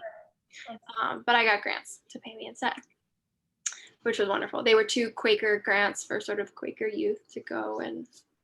Are you Quaker? Do you identify as Quaker? Yes, I do, which let me tell you a short story about that before I go back to Rwanda. So sorry, I forgot about this whole part. So I am Quaker, and one of my moms her side of the family has been Quaker since the 1600s back in England. Like, we've been Quaker for a while. And so my other mom was Catholic, and her parents were not quite as accepting of my mom's, but they came around, which was great. They came to the wedding, which was big, and my grandfather even spoke, which was even bigger. Yes. Although, yeah. So they were all Quaker, and we started going to a Quaker meeting in Asheville, and this was in the early or late 90s, and I think I was 5 or 6 at the time when this happened. There was a lesbian couple who came to the meeting and who was part of the meeting, and they said, we want to get married under the care of the meeting, is what it's called. So it just means we want to get married in the meeting. And it's called meeting, not church. Right. I'm a little familiar with Quaker. Cool. Yes. So they said, we want to get married under the care of the meeting. And at the time, that meeting had not decided whether they wanted to marry gay people yet. So they had to go through a deliberation process because in Quakerism, you have to come to consensus. So everybody has to agree, which sometimes takes a while. And there's a joke in Quakerism that sometimes to get things done, you just have to wait for the older people in the meeting to pass away. Because then we won't have to worry about consensus because they're not part of consensus anymore. It's a joke in Quakerism that, yeah. So this meeting went through the whole process. And nobody reached out to my family and said, we recognize that we're going through this process, but we still value you and we still want you as part of this community. So I think and I don't remember this, but I think my moms were feeling like, we don't want our children to watch this space that's supposed to be safe, these people that are supposed to be our community, debate whether our family should be legal, right? Especially as a 5 or 6 and a 2-year-old or something like that. I think I was 6 and my brother was 2. So we left and we never went back. And the meeting ended up saying, yes, we're going to marry you to this other couple. But we never went back, and we've considered ourselves Quaker, but we just have never gone to a Quaker meeting. We've gone like once in a while when we're not to this specific meeting, but like visiting a friend of ours in DC who's Quaker and things like that. So I had that experience. And so one of the reasons I chose FCNL was to try and heal the wounds that religion has cut deep into me since I was growing up. Because one of the other things was that I was told from a very young age that I was going to hell because I have 2 moms. not necessarily directly to me, but I would hear people say, oh, if you're gay, you're going to hell. And so I assumed I was really screwed because I have 2 moms. And so, of course, I was going to hell because I'm connected. I just saw myself as part of the LGBT community, which I was. I think there's also this issue with people saying, oh, if you're straight but have 2 moms, you can't be considered part of the LGBT community. And I call BS because of everything I've just talked about having to deal with. But anyways, so I considered myself part of the LGBT community, and I heard when I was little that I was going to hell. And I just pushed back against religion, and I said, well, that's just clearly not for me. I'm just not going to have anything to do with religion. And then going to Bryn Mawr, which is a historically Quaker school, and I took a sociology of religion class, which was sort of helpful, but sort of not. And then I chose FCNL, which is a Quaker organization. And then I probably shouldn't have done this, but I chose a Quaker organization in Rwanda to go work for. Partially because I thought that these grants would love that, right? A Quaker youth going to work for a Quaker organization in Rwanda. That sounds perfect, right? And I wanted the money. So anyways, that was a tangent to get us back to where we were in Rwanda. I got connected to a host family that was working for Friends Peace House, this organization in Kigali, which is the capital of Rwanda. My host mom was the culinary teacher in the vocational training school. And my host dad was a pastor that was connected to the church that was on the same grounds as the organization. So to prepare, right, I scrubbed my Facebook, I printed out pictures of my extended family, and decided that I would just tell them I had one mom when they asked. I didn't want to lie and call one of my moms my dad, because then I'd have to come up with a picture of him, and that was just going to be overly complicated. And I also thought that because of Rwanda's history with the genocide that happened in 94, that a lot of people grew up with only one parent because one of them was killed in the genocide. And so I thought that it would sort of be an easy thing to just say, oh, I don't know my dad. Were you in conversations with your moms as you're doing this process? Yeah, we talked about it. I was feeling bad because I was like, I don't want to lie about you guys, but they were saying whatever you need to do to stay safe is what we would like you to do, right? They couldn't care less. Yeah. What they were most concerned about was my safety and not having to worry about lying or not lying. But so they didn't care. Yes. So, see, I keep telling these stories and then I think of something else that you would probably like to hear. And so I'm going to tell this other short little tangent and then we'll get back to Rwanda, I promise. When my moms were trying to conceive me, there was not in rural Maine, and I also don't think in North Carolina at the time in 94, a sperm bank that would allow 2 lesbians to have a child.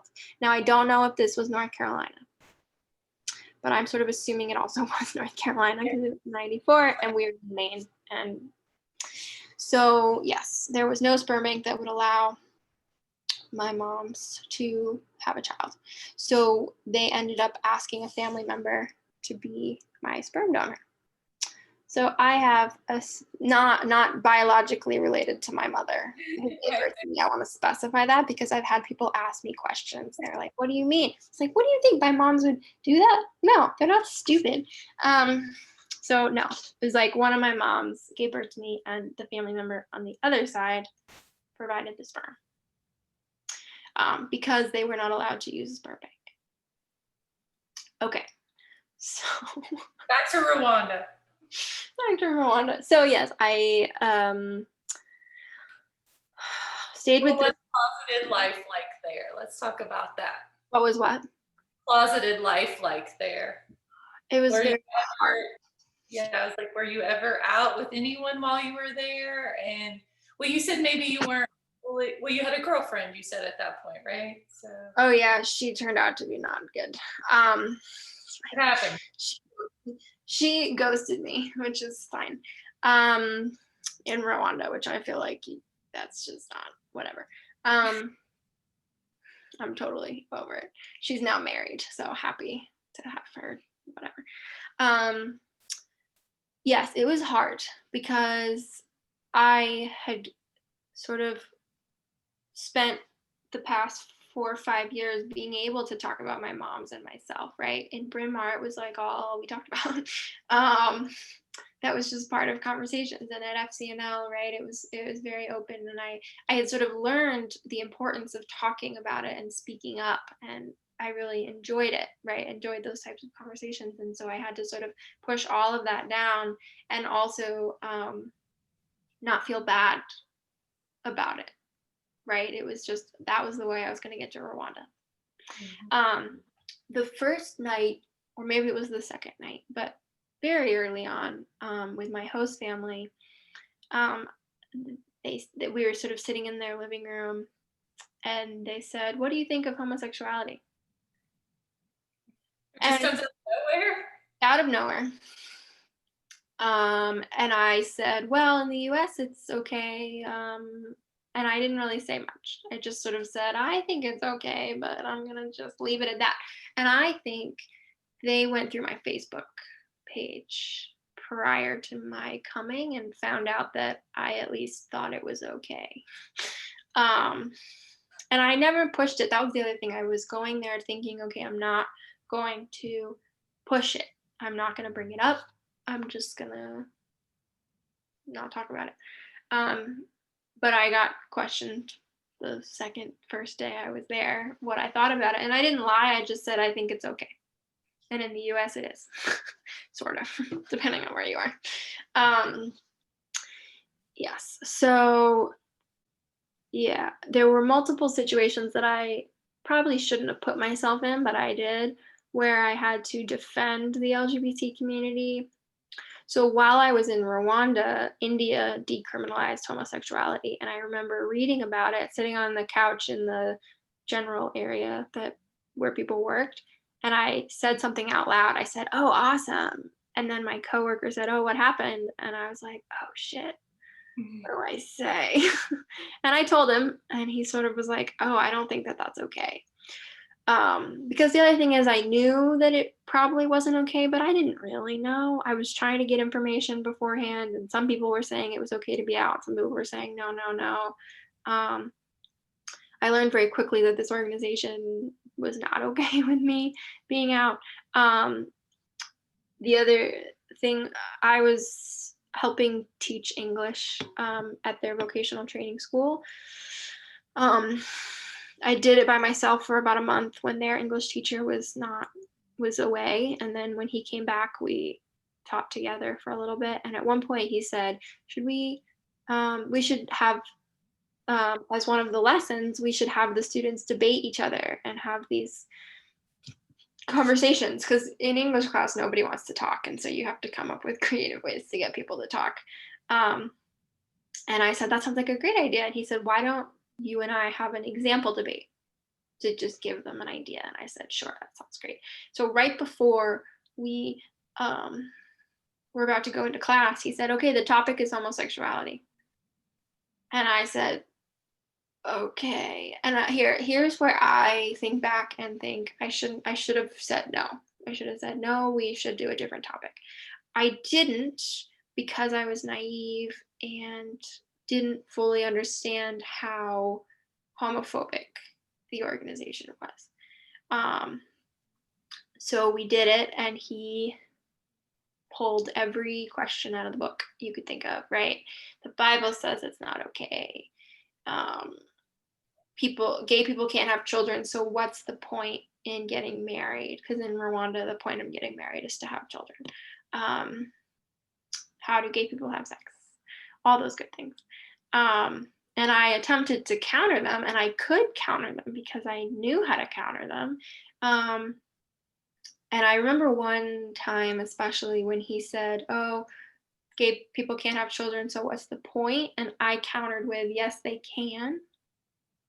And we were doing it in front of all the students, right? We were sort of sitting there facing the students, sort of half facing each other, half facing the students. And when I said, "Yes, they can," the students all laughed. Like it was the most absurd thing they'd ever heard. Um, How did that feel? oh, it was awful.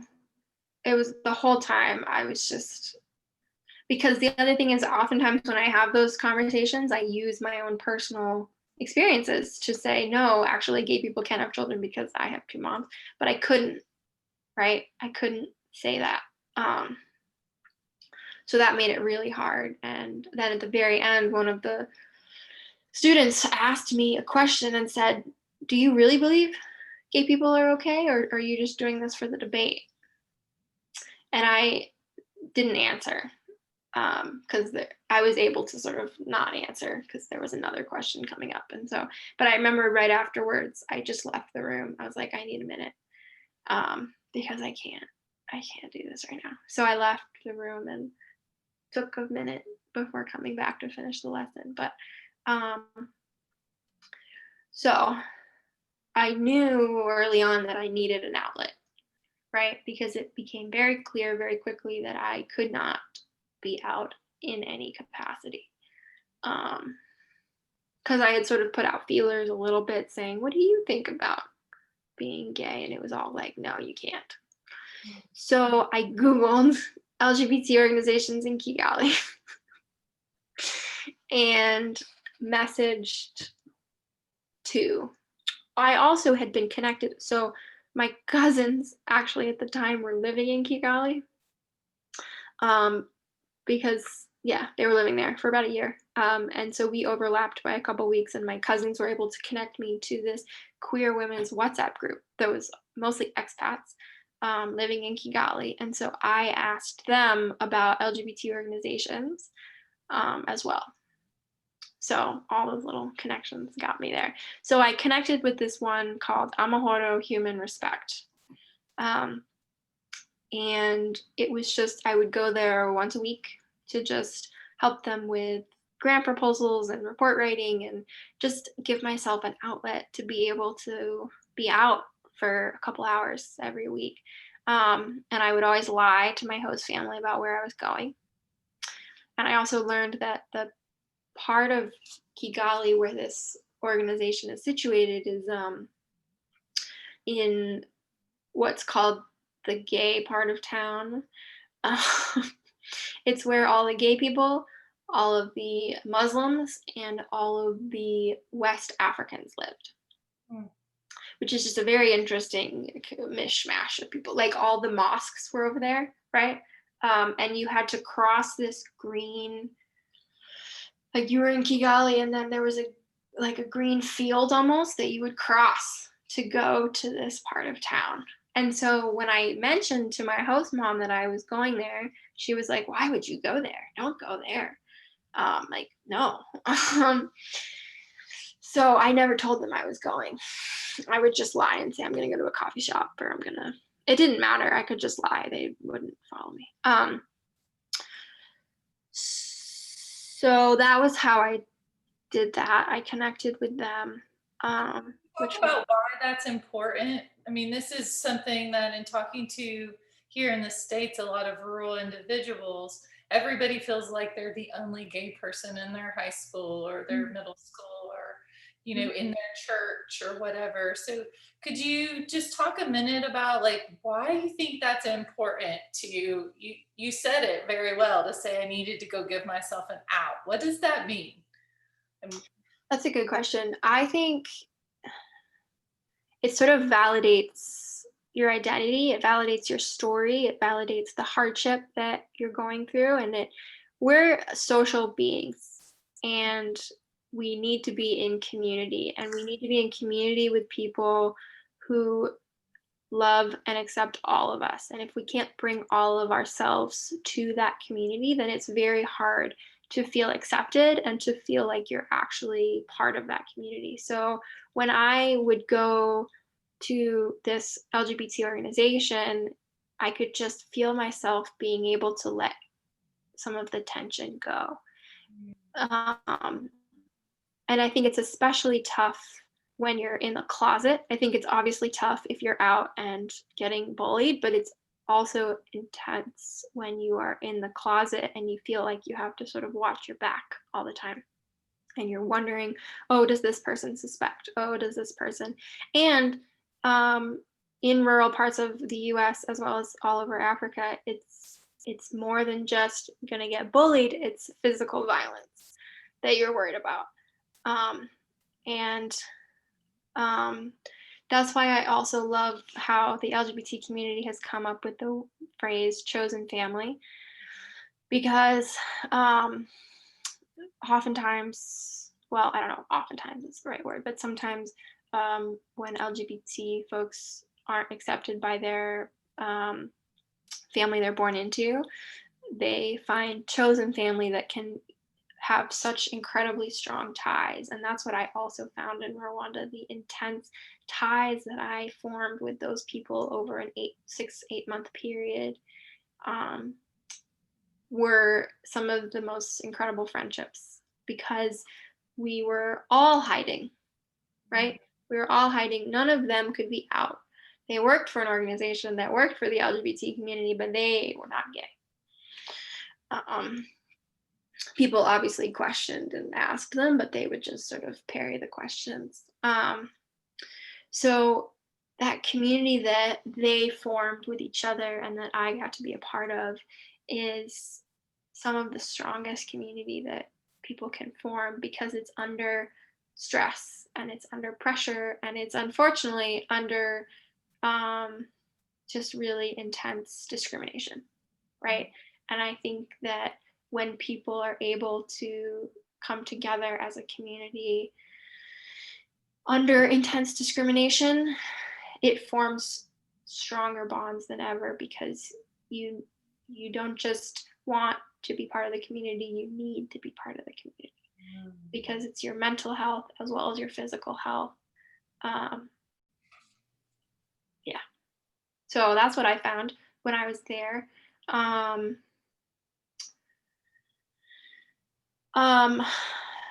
have one more question, actually. Yeah. How long were you in Rwanda? 8 months. 8 months. Mhm. So I'm just being aware of our time. I know it's 2 o'clock, and this is a lot of time for you at this point. But can I, way back early, you said you really had never noticed that your moms didn't hold hands in public when you were younger. Yeah. Are they affectionate people like that at home? Like, did they, and do you think things are different for them now as they've gotten older and things have changed, or? I think with COVID, we've gotten more affectionate. One of my moms, because she's working at the college, she we wear masks in the house when she's home and when we hug each other, and we sit on opposite ends of the dinner table, and they don't sleep in the same bed. And yeah, it's intense right now. But that has sort of led us to, like, we just give each other more hugs now. We mask up and we give each other more hugs. I wouldn't say that they're overly affectionate. They hug each other. I've seen them kiss a couple times. No, they wouldn't do it in public, and they don't do it as much. I wouldn't say that they're overly affectionate. So maybe that's also part of it, is they're just not overly affectionate people. But I do specifically remember my mom's telling me that it was a conscious choice not to hold him. Whether Is there that, sorry. anything that you really wanted to talk about that we haven't talked about yet? Well, two things. One is that I just thought of, because that's how my brain works. Right. I do remember when I was living in DC and I had a girlfriend, I remember working with her on holding her hand in public, because I personally had an intense, what's the word? I really didn't feel comfortable doing it with her. No version. Yeah, I had an intense aversion to it, and I remember always dropping her hand when somebody would come around the corner. Like, we were on a walk, right? And I would just drop her hand when somebody was coming towards us. And she was great. She was just like, you can drop it or hold on, whatever you want, like, totally up to you. And I remember there was one time I decided to hold on, and I just held her hand so tight as this group of people passed us, and nothing happened. Like, the world kept spinning. We just kept walking, but it reminded me that I I don't quote unquote look gay, right? I could pass, however you want to say it. Um, and I think I've kept this look because I'm scared of the intense, just like looks that I would get, things like that. And I'm not saying that that comes necessarily from my mom's, but I do think that there is that worry. Yeah. So I think that's something that I have sort of held on to from my mom's, of not wanting to hold my partner's hand because we would be visibly gay, right? Which I have the privilege when I'm by myself of not being quote unquote visibly gay. So that's yeah. The other thing, that this is just a fun story. Well, part of it's not fun, but this is just a fun story that I like talking about. So I'm going to tell you. So this LGBT organization in Rwanda, the founder, who is gay, is a famous singer in Rwanda. He's a famous musician, or singer at least, which I did not know because he's only famous in Rwanda. But he's very famous. Like, people stop him on the street and talk to him and ask questions. And yes. So he asked me, do you want to be in my music video? And I said, of course I do. And I thought when I said yes, that I would sort of be in the background, right? Like, just sort of dancing. No.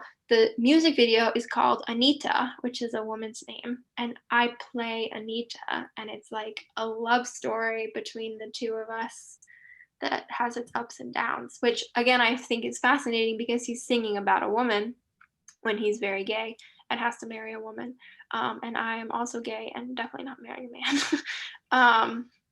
Although who knows, gender and sexuality spectrum, all that good stuff. Was he married? No.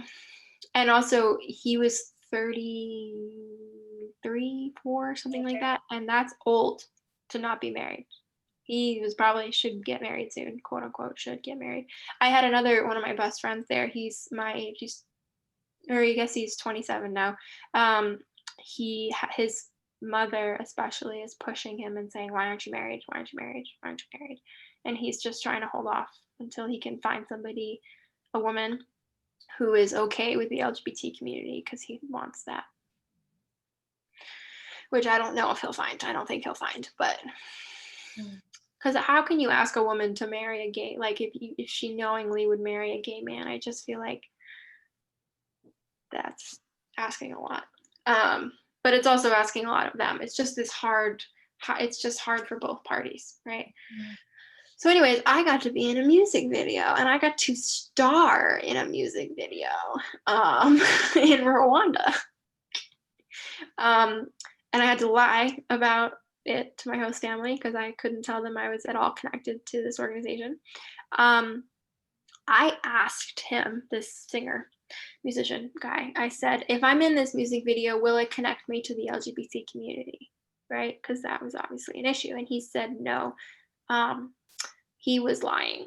I don't know if he was lying or didn't understand what I was asking. It definitely connected me to the LGBT community because he's connected to the LGBT community. And so the minute I appeared with him, they knew I was working for that organization, pretty much. So I got interviewed multiple times on printed in newspapers and magazines. It was hilarious. Still in country. What? Is it still while you're in country in Rwanda? Mm-hmm. Yeah. And it was pretty funny because one of the articles said Kaya Tari, this musician, comes out with a brand new music video, and the star of the music video is the cousin of Katy Perry. Which, like, I'm not. No, I'm not the cousin of Katy Perry at all. No, but I think they picked a famous musician who has brown hair and blue eyes or so. I don't know why they picked her, because I might have at one point looked like her. And also Rwanda, they don't do a lot of fact checking. Is not necessarily part of their newspaper and art magazine articles. So that was hilarious, and I had so much fun doing the music video. The only issue was that it did connect me to the LGBT community, and because I had been outspoken at Friends Peace House, the other organization that I worked for, what ended up happening through multiple conversations was they fired me and kicked me out of my housing. So I ended up going and having a conversation with my boss, and I owned up to it. And I said, yes, I've been working with this other organization, but it hasn't taken away from what I've been doing with you, and I've been keeping it quiet. And I didn't tell him I was gay because I wanted him to ask me if he really wanted to know, but it didn't matter, because he assumed I was gay, and just the connection to the LGBT organization, he told me he was scared that his funders, which was the Quaker Church, would pull funding from them because of their connection to me, which then connected them to the LGBT community in Rwanda. So he said, you have to leave this organization. You have to leave. I was staying with him because I had changed host families halfway through this, because my first host family, the one that asked me my opinion on homosexuality, they were not great for multiple reasons. And he said, well, we want you to stay. This was back in December. I went to him and said, I need to change. And he said, well, come stay with me because we want you to keep working for us. And I knew his kids and really liked his kids. And so I moved in with him.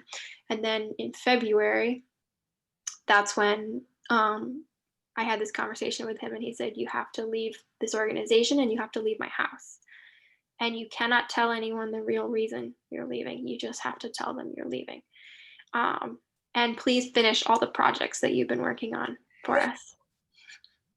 And I said, first of all, the projects I've been working on for you, one of them was a sanitary pad project that was trying to get free sanitary pads to the women in the vocational training school, which is a big project, and I was working on it, but was not anywhere near done. And I did help them with their 5-year strategic plan. So I did finish that before I left because it was close to being done.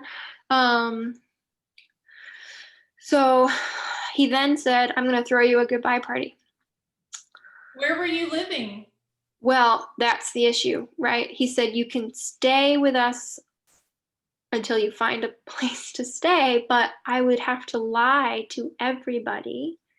And I was not emotionally, mentally okay at that point, because I was getting fired for not even being gay, being associated with gay people, right? So I was staying with him, and then I went and stayed at the office of this LGBT organization because they had a little room that had a bed, and that was pretty much it. So I stayed there for a few days. And then until I found through a friend, actually, that I met in DC, she was visiting her boyfriend in Rwanda. I met this woman who was from England, who's an expat in Rwanda, who said, yes, please stay with me, no questions asked. So I stayed at this LGBT organization for a few days before I moved in with this other woman who had like a little house behind her house. So I had my own like kitchen and living room and stuff. How much better? Oh, so much better. Also in Rwanda, you don't always have hot showers. So I was taking cold bucket showers most days, and she had running water that was coming out of a faucet. So it was very exciting. I had like not taken a shower like that in months. So it was cold, but like that's fine. It was just like actually coming down on my head so I could wash my hair properly. So yeah, I had to lie to all of my coworkers and my host siblings, and he told, like, during the goodbye party, he said, Maya's plans have changed and we're so sad that she's leaving and we wish she would stay, but she can't. So he blamed it on me, and I had to just sit there and let him tell them a lie. These people that I'd worked with for 8 months, 6 months, whatever, 6 months. And I had been previously telling them, yes, I'm going to stay for another couple months. I'm really excited. I'm trying to get grant money. And I was trying to get grant money until all this happened. And so it was just a very sudden thing, and they weren't stupid and probably connected the dots, because then the music video came out.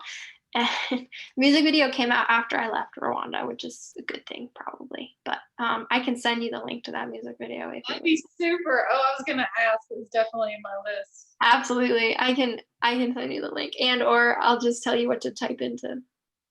I'll send you the link. I'll email it to you. Yeah, so that was the most intense homophobia that I have ever, discrimination I have ever experienced, because I was fired and lost my housing for being gay. Or being associated with. Being even associated. Yeah, I didn't even have to come out. I just had to be associated.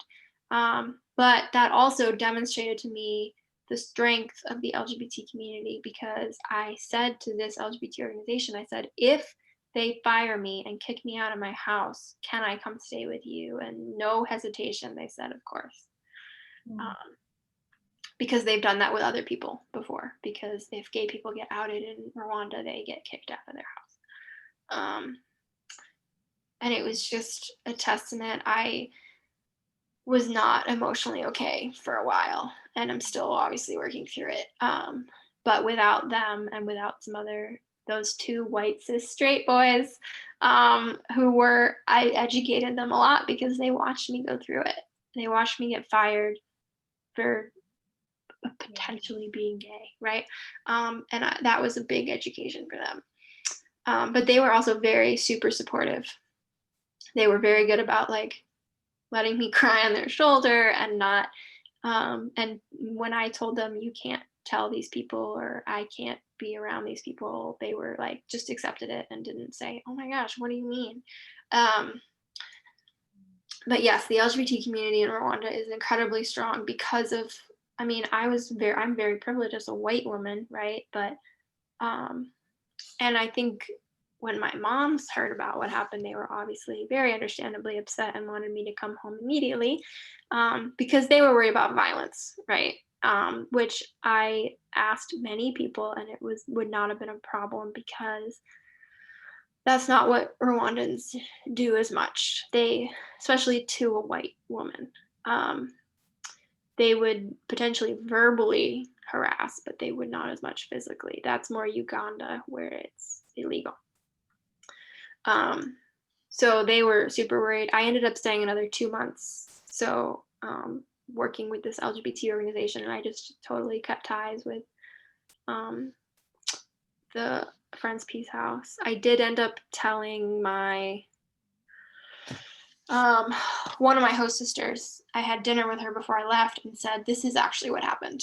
And she took it really well, because I told her, because she'd lived in England for a semester at one point, and so I sort of assumed that she had sort of been, it was like a little more open-minded maybe.